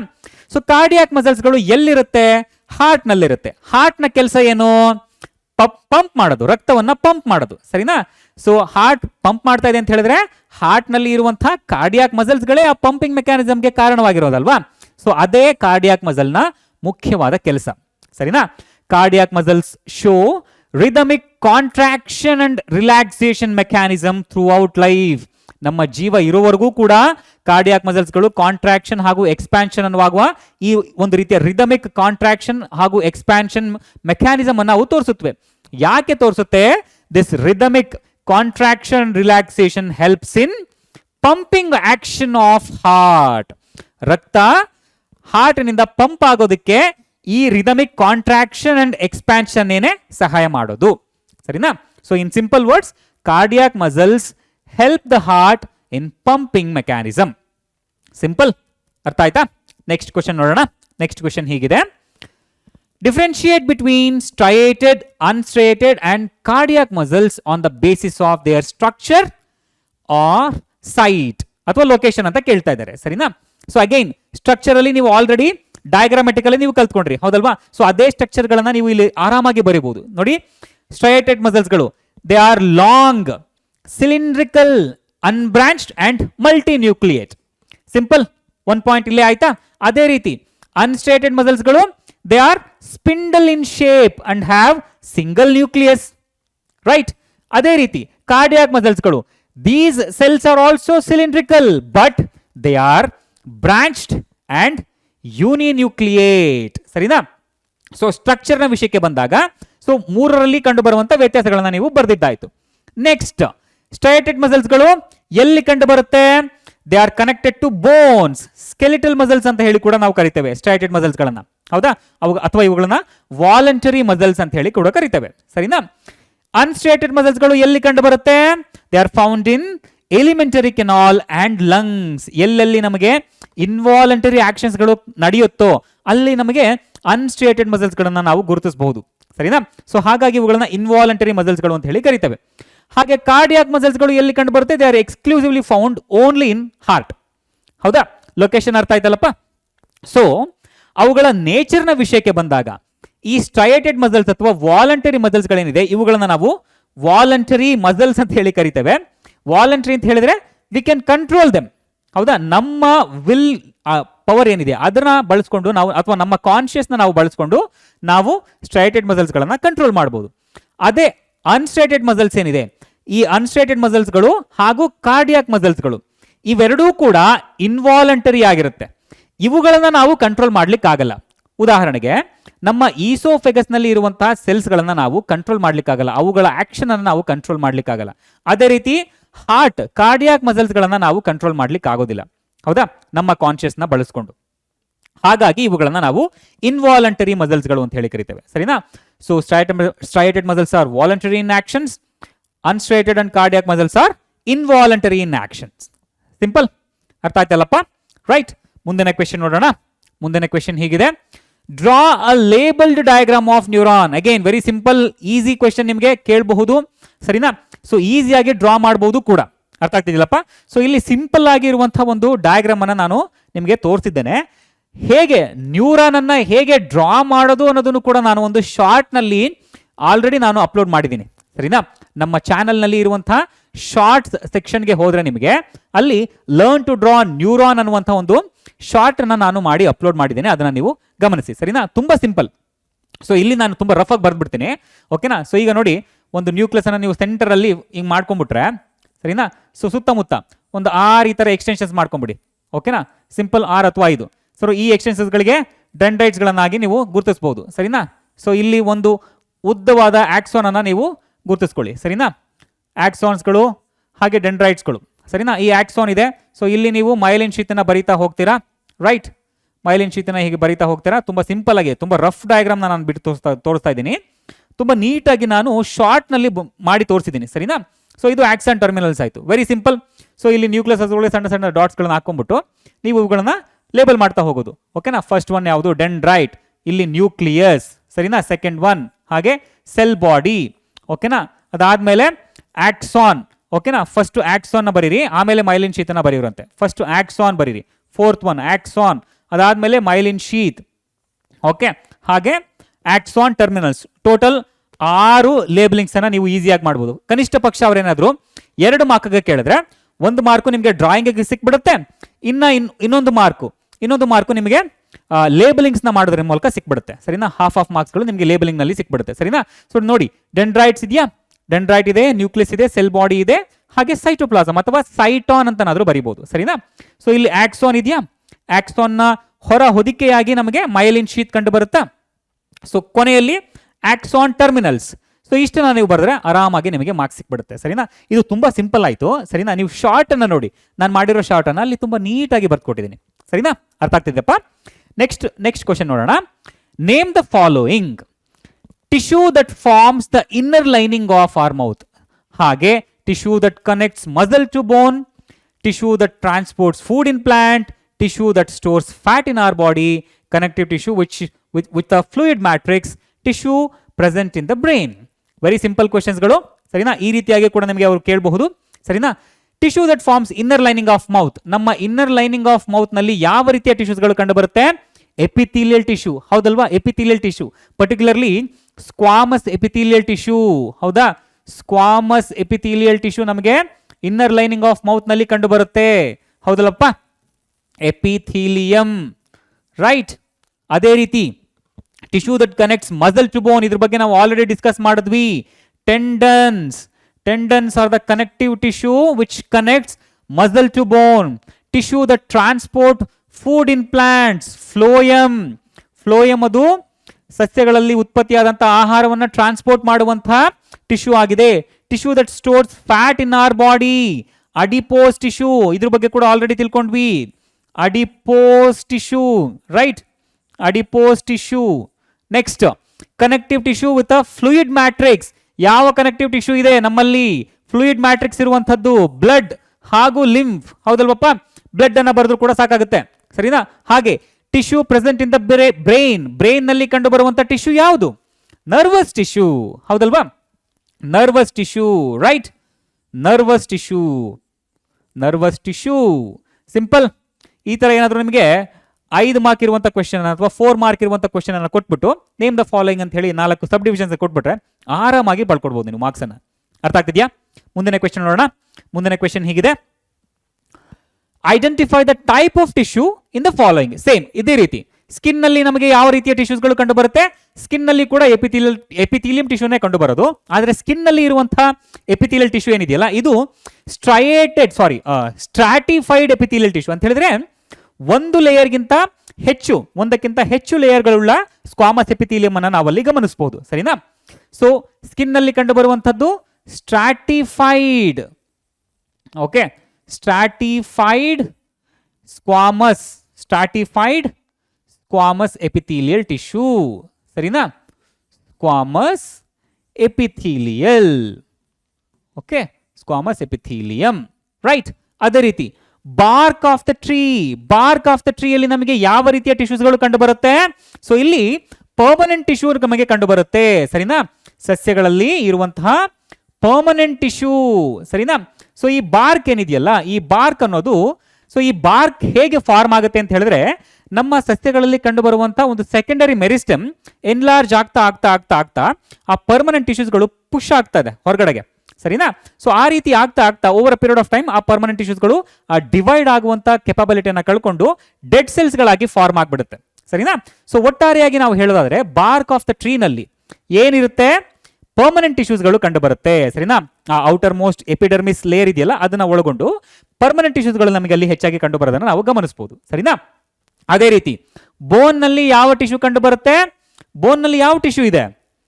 ಬೋನ್ ಟಿಶ್ಯೂ, ಹೌದಲ್ವಾ? Connective tissue, right. So bone is also connective tissue ಅಲ್ವಾ? ಸೊ ಇಲ್ಲಿ ನಾವು ಬೋನ್ ಇಸ್ ಆಲ್ಸೋ ಅ ಟಿಶ್ಯೂ. ಸರಿನಾ? ಸೊ ಇದನ್ನ ನಾವು ಕನೆಕ್ಟಿವ್ ಟಿಶ್ಯೂ ಅಂತ ಹೇಳಿ ಮೆನ್ಷನ್ ಮಾಡಬಹುದಾ? Connective tissue, right. Connective tissue, right. Connective tissue ಅಂತ ಹೇಳಿ ಮೆನ್ಷನ್ ಮಾಡಬಹುದಾ? ಸೊ ಬೋನ್ ಟಿಶ್ಯೂ ಅಂತನಾದ್ರೂ ನೀವು ಮೆನ್ಷನ್ ಮಾಡಬಹುದು. ಸರಿನಾ?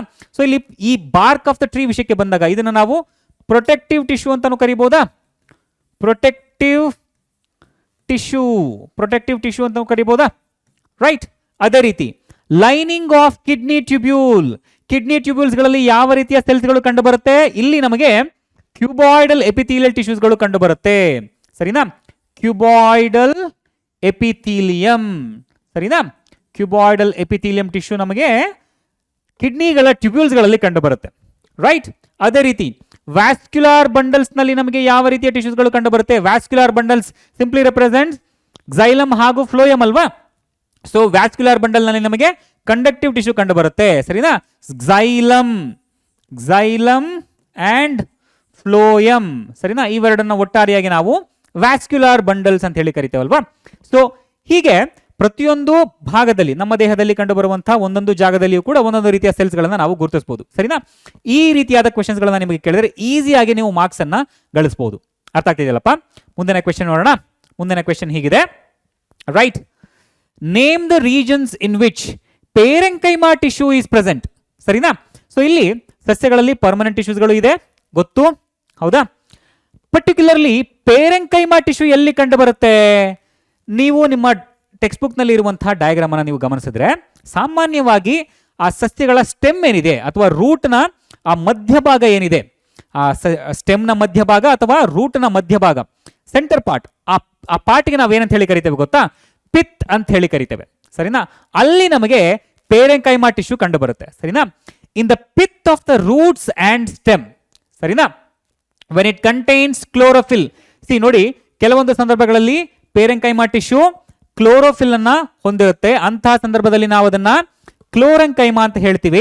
ಆ ಸಂದರ್ಭದಲ್ಲಿ ಗ್ರೀನ್ ಲೀವ್ಸ್ ಗಳಲ್ಲಿ ಪೇರೆಂಕೈಮಾ ಟಿಶ್ಯೂ ಇರೋದನ್ನ ನಾವು ಗಮನಿಸಬಹುದು, ರೈಟ್. ಅದೇ ರೀತಿ ಕೆಲವೊಂದು ಸಂದರ್ಭಗಳಲ್ಲಿ ಅಕ್ವಾಟಿಕ್ ಪ್ಲಾಂಟ್ಸ್ ಗಳಲ್ಲಿ parenchyma contains large air sacs that help them to float. Such type of parenchyma is called as aerenchyma. Aquatic plants ಗಳಲ್ಲಿ ಅಲ್ಲಿ ಕಂಡು ಬರುತ್ತೆ. ಅರ್ಥ ಆಗ್ತಿದೆಯಲ್ಲಪ್ಪ? ಸೊ ಸಾಮಾನ್ಯವಾಗಿ ಹೆಚ್ಚಿನ ಪ್ರಮಾಣದಲ್ಲಿ ಪಿತ್, ಸ್ಟೆಮ್ನ ಹಾಗೂ ರೂಟ್ನ ಮಧ್ಯಭಾಗ, ಆ ಪಿತ್ ರೀಜನ್ ಏನಿದೆ ಅಲ್ಲಿ ಪೇರೆಂಕೈಮಾ ಟಿಶ್ಯೂ ಅನ್ನ ನಾವು ಗುರುತಿಸಬಹುದು. ಸರಿನಾ? ಅರ್ಥ ಆಗ್ತಿದ್ಯಾ? ಮುಂದಿನ ಕ್ವೆಶನ್ ಹೋಗೋಣ.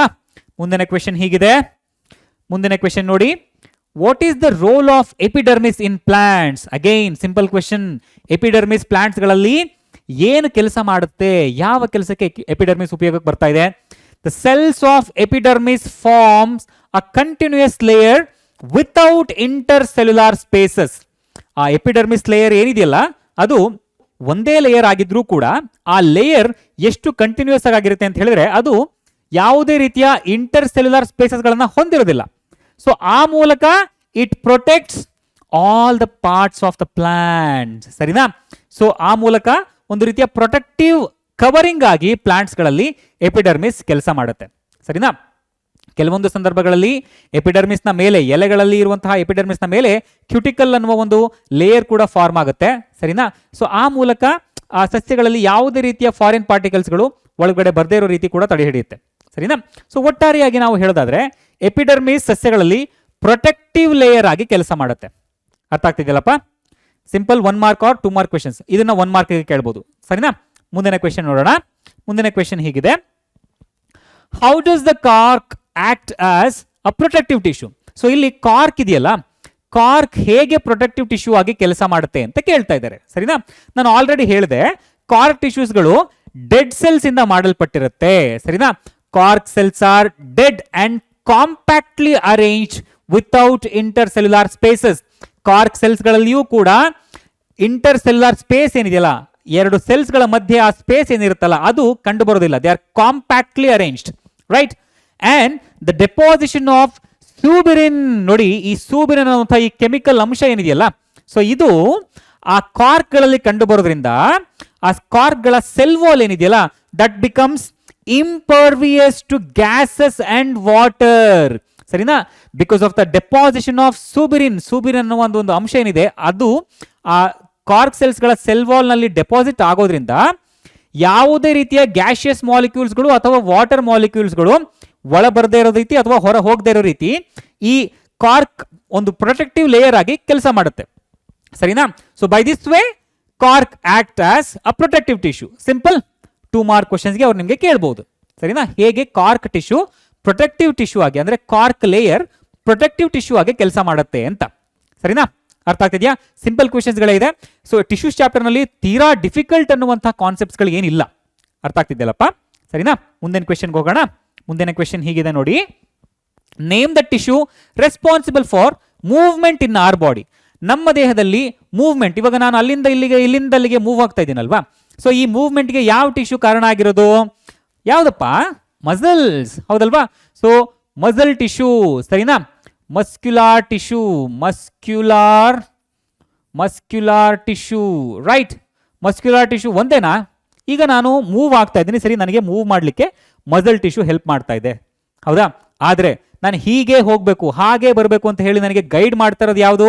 ನನ್ನ ನರ್ವಸ್ ಸಿಸ್ಟಮ್ ಅಲ್ವಾ? ಸೊ ಟೆಕ್ನಿಕಲಿ ಹೇಳೋದಾದ್ರೆ ಈ ಮೈಂಡ್ ಹಾಗೂ ಮಸಲ್ ಕೋಆರ್ಡಿನೇಷನ್ಗೆ ನಮಗೆ ಮುಖ್ಯವಾಗಿ ಬೇಕಿರೋದು ನರ್ವಸ್ ಟಿಶ್ಯೂ. ಸರಿನಾ? Nervous tissue. ಸೊ ಇವೆರಡರ ಕಾಂಬಿನೇಷನ್ ಇಂದಾಗಿ ನನ್ನಲ್ಲಿ ಅಪ್ರಾಪ್ರಿಯೇಟ್ ಮೂವ್ಮೆಂಟ್ ಅನ್ನೋದು ನಡೀತಾ ಇದೆ. ಸರಿನಾ? Nervous tissue, right? Nervous tissue. Okay, so ಈ ಟಿಶ್ಯೂಸ್ಗಳು ನಮ್ಮ ದೇಹದಲ್ಲಿ ಮೂವ್ಮೆಂಟ್ಗೆ ರೆಸ್ಪಾನ್ಸಿಬಲ್ ಆಗಿದೆ. ಸರಿನಾ? Very simple. Okay, so next question ನೋಡೋಣ. ನೆಕ್ಸ್ಟ್ ಕ್ವೆಶನ್ ಹೀಗಿದೆ: what are the functions of areolar tissue? Areolar tissue again ನಾನು ಹೇಳಿದೆ, ನಮ್ಮ ಚರ್ಮ ಹಾಗೂ ಮಸಲ್ನ ಮಧ್ಯೆ ಇರುವಂತಹ ಸ್ಪೇಸಸ್ಗಳನ್ನ ಫಿಲ್ ಮಾಡುತ್ತೆ, ಹೌದಾ? ಸೊ ಚರ್ಮದ ಕೆಳಭಾಗದಲ್ಲಿ ನಮಗೆ ಅಡಿಪೋಸ್ ಟಿಶ್ಯೂ ಕೂಡ ಕಂಡು ಬರುತ್ತೆ, ಹೌದಾ? ಸೊ ಮಾಂಸಖಂಡಗಳು ಮತ್ತೆ ಸ್ಕಿನ್ ಮಧ್ಯೆ ಇರುವಂತಹ ಸ್ಪೇಸಸ್ ಅನ್ನ ಫಿಲ್ ಮಾಡೋದು ಯಾವುದು? ಈ ಏರಿಯೋಲಾರ್ ಟಿಶ್ಯೂನೇ. ಸರಿನಾ? Areolar tissues are connective tissue found in animals, ಹೌದಾ? Between skin and muscles. So ನಮ್ಮ ದೇಹದ ಚರ್ಮ ಹಾಗೂ ಮಸಲ್ಸ್ಗಳ ಮಧ್ಯೆ ನಮಗೆ ಏರಿಯೋಲಾರ್ ಟಿಶ್ಯೂಸ್ಗಳು ಕಂಡು ಬರುತ್ತೆ. ಹಾಗೆ around blood vessels and nerves and even in the bone marrow. ಸರಿನಾ? ಯಾಕಂತ ಹೇಳಿದ್ರೆ ಈ ಏರಿಯೋಲಾರ್ ಟಿಶ್ಯೂಸ್ಗಳು ಫೈಬ್ರಸ್ ಕನೆಕ್ಟಿವ್ ಟಿಶ್ಯೂಸ್ಗಳು. ಸರಿನಾ? ಸೊ ಒಂದು ರೀತಿಯ ಫೈಬ್ರಸ್ ನೆಟ್ವರ್ಕ್ ಇರೋದನ್ನ ನೀವು ಅಲ್ಲಿ ಆ ಚಿತ್ರದಲ್ಲಿ ನೋಡಿದ್ರೆ ನಿಮಗೆ ಗೊತ್ತಾಗುತ್ತೆ. ಸರಿನಾ? ನಿಮ್ಮ ಚಿತ್ರದಲ್ಲಿ, ನಿಮ್ಮ ಟೆಕ್ಸ್ಟ್ ಬುಕ್ ನಲ್ಲಿ ಇರುವಂತಹ ಚಿತ್ರವನ್ನು ನೀವು ಗಮನಿಸಬೇಕು. ಸರಿನಾ? ಏರಿಯೋಲಾರ್ ಟಿಶ್ಯೂ ಒಂದು ಫೈಬ್ರಸ್ ಕನೆಕ್ಟಿವ್ ಟಿಶ್ಯೂ ಆಗಿರುತ್ತೆ. ಸರಿನಾ? ಸಾಮಾನ್ಯವಾಗಿ ಚರ್ಮ ಮತ್ತು ಮಾಂಸದ ಮಧ್ಯೆ, ಹಾಗೆ ಬ್ಲಡ್ ವೆಸಲ್ಸ್ಗಳ ಸುತ್ತ ಹಾಗೂ ನರ್ವ್ಸ್ನ ಸುತ್ತ ಮತ್ತು ಬೋನ್ ಮ್ಯಾರೋದಲ್ಲಿ ನಮಗೆ ಹೆಚ್ಚಾಗಿ ಕಂಡು ಬರುತ್ತೆ. ಸರಿನಾ? It fills the space inside the organs. ಸರಿನಾ? It fills the space inside the organs and support internal organs and help in the repair of tissues. ಸರಿನಾ? ಸೊ ಇದು ಏರಿಯೋಲಾರ್ ಟಿಶ್ಯೂನ ಮುಖ್ಯ ಕೆಲಸ. ಸರಿನಾ? It fills the space inside the organs and support internal organs and help in the repair of tissues. ಸರಿನಾ? ಆ ಆರ್ಗನ್ಸ್ಗಳ ಮಧ್ಯೆ space ಅನ್ನ ಫಿಲ್ ಮಾಡಲಿಕ್ಕೆ, ಆರ್ಗನ್ಸ್ಗಳಲ್ಲಿ ಇರುವಂತಹ ಟಿಶ್ಯೂಸ್ಗಳು ಏನಾದರೂ ಡ್ಯಾಮೇಜ್ ಆದಾಗ ಅವುಗಳ ರಿಪೇರಿಂಗ್ ನಲ್ಲಿ ಏರಿಯೋಲಾರ್ ಟಿಶ್ಯೂ ಸಹಾಯ ಮಾಡುತ್ತೆ. ಸರಿನಾ? ಅರ್ಥ ಆಗ್ತಿದೆಯಲ್ಲಪ್ಪ? ಸೊ ಮುಂದಿನ ಕ್ವೆಶನ್ ನೋಡೋಣ. ಮುಂದಿನ ಕ್ವೆಶನ್ ಹೀಗಿದೆ: name the types of simple tissues. ನೋಡಿ, ಇಲ್ಲಿ ಅವರು ಪ್ಲಾಂಟ್ಸ್ ಅಥವಾ ಅನಿಮಲ್ಸ್ ಅಂತ ಕೇಳಿಲ್ಲ, ಹೌದಾ? ಸೊ ಸಿಂಪಲ್ ಟಿಶ್ಯೂಸ್ನ ಮೆನ್ಷನ್ ಮಾಡಿ ಅಂತ ಕೇಳಿದ್ದಾರೆ, ಸರಿನಾ? ಸೊ ಇಲ್ಲಿ ಸಿಂಪಲ್ ಟಿಶ್ಯೂಸ್ ಇನ್ ಪ್ಲಾಂಟ್ಸ್ ಅಂತ ಕೇಳಿದರೆ ನೀವು ಪ್ಲಾಂಟ್ಸ್ ಅಲ್ಲಿ ಕಂಡು ಬರುವಂತಹ ಟಿಶ್ಯೂಸ್ಗಳನ್ನ ಮೆನ್ಷನ್ ಮಾಡಬೇಕು. ಅಥವಾ ನಮ್ಮಲ್ಲಿಯೂ ಕೂಡ ಅನಿಮಲ್ಸ್ಗಳಲ್ಲಿಯೂ ಕೂಡ ಸಿಂಪಲ್ ಟಿಶ್ಯೂಸ್ಗಳು ಕಂಡು ಬರುತ್ತಾ? ಹೌದಲ್ವಾ? Simple epithelial tissue, simple cuboidal tissue, ಹೌದಾ? Simple columnar epithelium. ಓಕೆನಾ? ಸೊ ಈ ರೀತಿಯಾಗಿ ಸೊ ಸಾಮಾನ್ಯವಾಗಿ ಅವರು ಸಿಂಪಲ್ ಟಿಶ್ಯೂಸ್ ಅಂತ ಕೊಟ್ಟಾಗ ನಾವು ಪ್ಲಾಂಟ್ ಟಿಶ್ಯೂಸ್ಗಳು ಅಂತ ಅರ್ಥ ಮಾಡ್ಕೊಳ್ಳೋದು ಒಳ್ಳೇದು. ಓಕೆನಾ? ಯಾಕಂತ ಹೇಳಿದ್ರೆ ಅಲ್ಲಿರುವಂಥ ಟಿಶ್ಯೂಸ್ಗಳನ್ನ, ಪ್ಲಾಂಟ್ ಟಿಶ್ಯೂಸ್ಗಳನ್ನ ನಾವು ಸಿಂಪಲ್ ಟಿಶ್ಯೂಸ್ ಹಾಗೂ ಕಾಂಪ್ಲೆಕ್ಸ್ ಟಿಶ್ಯೂಸ್ಗಳು ಅಂತ ಹೇಳಿ ಬೈಫರ್ಗೆಟ್ ಮಾಡ್ತೀವಿ, ಹೌದಲ್ವಾ?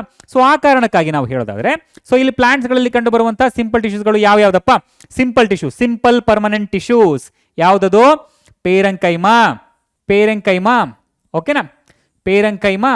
ಆಮೇಲೆ ಆಮೇಲೆ ಆಮೇಲೆ ಕೋಲಂಕೈಮಾ, ಕೋಲಂಕೈಮಾ, ರೈಟ್, ಕೋಲಂಕೈಮಾ ಹಾಗೂ ಸ್ಕ್ಲೀರಂಕೈಮಾ, ಸರಿನಾ?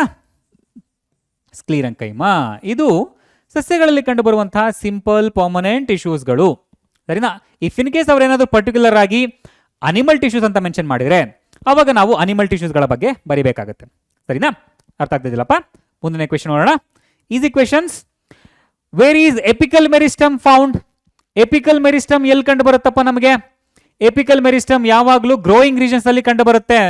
ಯಾವ್ಯಾವ್ದು ಗ್ರೋಯಿಂಗ್ ರೀಜನ್ಸ್ಗಳು ಸಸ್ಯಗಳಲ್ಲಿ ಕಂಡು ಬರುವಂತದ್ದು? ಟಿಪ್ಸ್ಗಳು. ಯಾವ್ಯಾವ ಟಿಪ್ಸ್? ಟಿಪ್ಸ್, ಓಕೆನಾ? Tips of root, tips of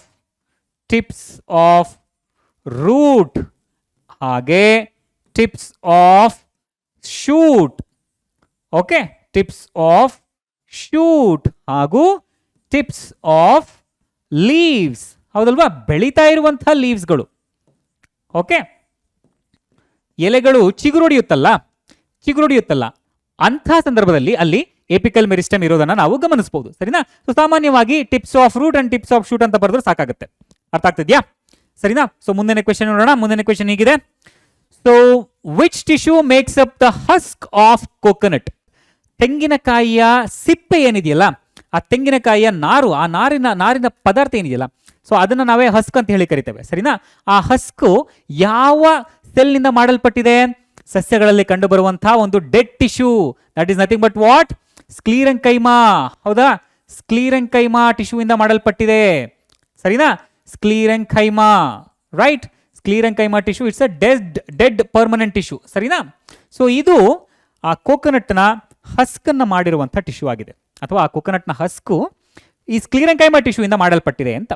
simple 1 mark questions, ಈಸಿಯಾಗಿ ಆನ್ಸರ್ ಮಾಡ್ಬೋದು, right? What are the constituents of phloem? So ಈ xylem ಕಾನ್ಸ್ಟಿಟ್ಯೂಯೆಂಟ್ಸ್ ಬಗ್ಗೆ ನಾವು ಆಲ್ರೆಡಿ ಕಲ್ತ್ಕೊಂಡ್ವಿ. ಅದೇ ರೀತಿ ಫ್ಲೋಯಮ್ ಕಾನ್ಸ್ಟಿಟ್ಯೂಯೆಂಟ್ಸ್, ಹೌದಾ? Phloem is again made up of 4 types of elements. ಯಾವ್ಯಾವ್ದದು? Sieve tubes, right? Companion cells, right? Phloem fibres and phloem parenchyma, ಸರಿನಾ? So ಈ ಕಾಂಪೊನೆಂಟ್ಸ್ಗಳು ಫ್ಲೋಯಮ್ ಟಿಶ್ಯೂನಲ್ಲಿ ಇರೋದನ್ನ ನಾವು ಗಮನಿಸಬಹುದು. ಅಗೈನ್ ಇದು ಕೂಡ ಕಾಂಪ್ಲೆಕ್ಸ್ ಪರ್ಮನೆಂಟ್ ಟಿಶ್ಯೂನೇ, ಹೌದಾ? ಸ್ಟ್ರಕ್ಚರಲ್ಲಿ ಸೀವ್ ಟ್ಯೂಬ್ಸ್ ಆಗಿರ್ಬೋದು, ಕಂಪ್ಯಾನಿಯನ್ ಸೆಲ್ಸ್ ಆಗಿರ್ಬೋದು, ಅಥವಾ ಫ್ಲೋಯಮ್ ಫೈಬರ್ಸ್ ಆಗಿರ್ಬೋದು, ಫ್ಲೋಯಮ್ ಪೇರೆಂಕೈಮಾ ಆಗಿರ್ಬೋದು, ಸ್ಟ್ರಕ್ಚರಲ್ಲಿ ಬೇರೆ ಬೇರೆ ರೀತಿ ಇದೆ. ಆದರೂ ಕೂಡ ಎಲ್ಲ ಸೆಲ್ಸ್ಗಳು ಒಟ್ಟಾಗಿ ಸೇರಿ ಒಂದು ಟಿಶ್ಯೂವನ್ನ ಮಾಡ್ತಾ ಇದೆ, ಹಾಗೆ ಒಂದು ಕೆಲಸವನ್ನ ಮಾಡ್ತಾ ಇದೆ, ಅದು ಆಹಾರವನ್ನ ಸರಬರಾಜು ಮಾಡುವಂಥದ್ದು, ಟ್ರಾನ್ಸ್ಪೋರ್ಟೇಷನ್ ಆಫ್ ಫುಡ್, ಹೌದಲ್ವಾ? ಹೀಗೆ ಒಂದು 4 ಕಾಂಪೊನೆಂಟ್ಸ್ಗಳು ಫ್ಲೋಯಮ್ ಟಿಶ್ಯೂವನ್ನ ಮಾಡಿರೋದನ್ನ ನಾವಿಲ್ಲಿ ಗಮನಿಸಬಹುದು. ಅರ್ಥ ಆಗ್ತಿದೆಯಲ್ಲಪ್ಪ? ಮುಂದಿನ ಕ್ವೆಶನ್ ನೋಡೋಣ, ರೈಟ್? ಮುಂದಿನ ಕ್ವೆಶನ್ ಹೀಗಿದೆ. Which structure protects the plant body against the invasion of parasites? ಸರಿನಾ? ಸೊ ಇಲ್ಲಿ ಪ್ಯಾರಾಸೈಟ್ಸ್ಗಳು ಪ್ಲಾಂಟ್ ಬಾಡಿ ಒಳಗಡೆ ಎಂಟರ್ ಆಗದೆ ಇರೋ ರೀತಿ ಯಾವ ಪ್ರೊಟೆಕ್ಟಿವ್ ಟಿಶ್ಯೂ ಕಾಪಾಡುತ್ತೆ? Again epidermis, right? So epidermis ಹಾಗೂ ಅದರ ಕ್ಯೂಟಿಕಲ್ ಬಗ್ಗೆ ನಾನು ಒಂದ್ಸರ್ತಿ ಆಲ್ರೆಡಿ ಹೇಳಿದೆ, ಹೌದಾ? Epidermis has thick cuticle and waxy substances to prevent the invasion of parasites, ಸರಿನಾ? ಯಾವುದೇ ರೀತಿಯ ಪ್ಯಾರಾಸೈಟ್ಸ್ಗಳು ಸಸ್ಯವನ್ನ ಹಾಳು ಮಾಡದೇ ಇರೋ ರೀತಿ ಅಥವಾ ಇನ್ವೇಡ್ ಮಾಡದೇ ಇರೋ ರೀತಿ ಪ್ರೊಟೆಕ್ಟ್ ಮಾಡೋದು ಯಾವುದು? ಎಪಿಡರ್ಮಿಸ್ ಲೇಯರ್, ಹಾಗೂ ಆ ಎಪಿಡರ್ಮಿಸ್ ಲೇಯರ್ ನಲ್ಲಿ ಸೆಕ್ರೆಟ್ ಆಗುವಂತಹ ಕ್ಯೂಟಿಕಲ್ಸ್ ಅಥವಾ ವ್ಯಾಕ್ಸಿ ಸಬ್ಸ್ಟೆನ್ಸಸ್ಗಳೇನಿದೆ ಅವುಗಳಿಂದಾಗಿ ಸಸ್ಯಗಳಿಗೆ ಪ್ರೊಟೆಕ್ಷನ್ ಅನ್ನೋದು ಸಿಗುತ್ತೆ, ಸರಿನಾ? ಅರ್ಥ ಆಗ್ತಿದ್ಯಾ? ನೆಕ್ಸ್ಟ್ ಕ್ವೆಶನ್ ಹೀಗಿದೆ. ನೆಕ್ಸ್ಟ್ ಕ್ವೆಶನ್ ನೋಡೋಣ. What happens to the cells formed by meristematic tissue? Meristematic tissue ಇಂದ ಮಾಡಲ್ಪಟ್ಟಿರುವಂತಹ ಟಿಶ್ಯೂಸ್ಗಳಿಗೆ over a period of time ಏನಾಗ್ಬಿಡುತ್ತೆ? ನೋಡಿ, ಯಾವುದೇ ಒಂದು ಟಿಶ್ಯೂ ಮೊದಲು ಸಸ್ಯದಲ್ಲಿ ಬೆಳೆಯುವಾಗ ಮೊದಲು ಮೆರಿಸ್ಟೆಮ್ಯಾಟಿಕ್ ಟಿಶ್ಯೂ ಆಗಿನೇ ಬರುವಂಥದ್ದು, ಹೌದಾ? ಆ ಮೆರಿಸ್ಟೆಮ್ಯಾಟಿಕ್ ಟಿಶ್ಯೂ ಡಿವೈಡ್ ಆಗ್ತಾ ಒಂದು ಸರ್ಟೈನ್ ಲೆವೆಲ್ಗೆ ಬಂದ ನಂತರ it will be converted into what? It will become a permanent tissue. Over a period of time meristematic tissue ತನ್ನ ಡಿವೈಡಿಂಗ್ ಕೆಪಾಬಿಲಿಟಿಯನ್ನು ಕಳ್ಕೊಂಡ್ಬಿಡುತ್ತೆ. ಸರಿನಾ? ಅರ್ಥ ಆಗ್ತಿದೆಯಲ್ಲಪ್ಪ? ಸೊ ಇಲ್ಲಿ the cells formed by meristematic tissue take up a specific role and lose their ability to divide. ಒಂದು ಕೆಲಸವನ್ನ ಅವು ಮಾಡ್ತಾ ಒಂದು ಸ್ಟೇಜ್ ತಲುಪಿದ ನಂತರ ಯಾವುದೋ ಒಂದು ಪರ್ಟಿಕ್ಯುಲರ್ ರೋಲ್ಗೆ ಸ್ಟಿಕ್ ಆನ್ ಆಗಿ ಅದಾದ ನಂತರ ಅವು ತಮ್ಮ ಡಿವೈಡಿಂಗ್ ಕೆಪಾಬಿಲಿಟಿಯನ್ನು ಕಳ್ಕೊಂಡ್ಬಿಡುತ್ತವೆ. As a result they form permanent tissue.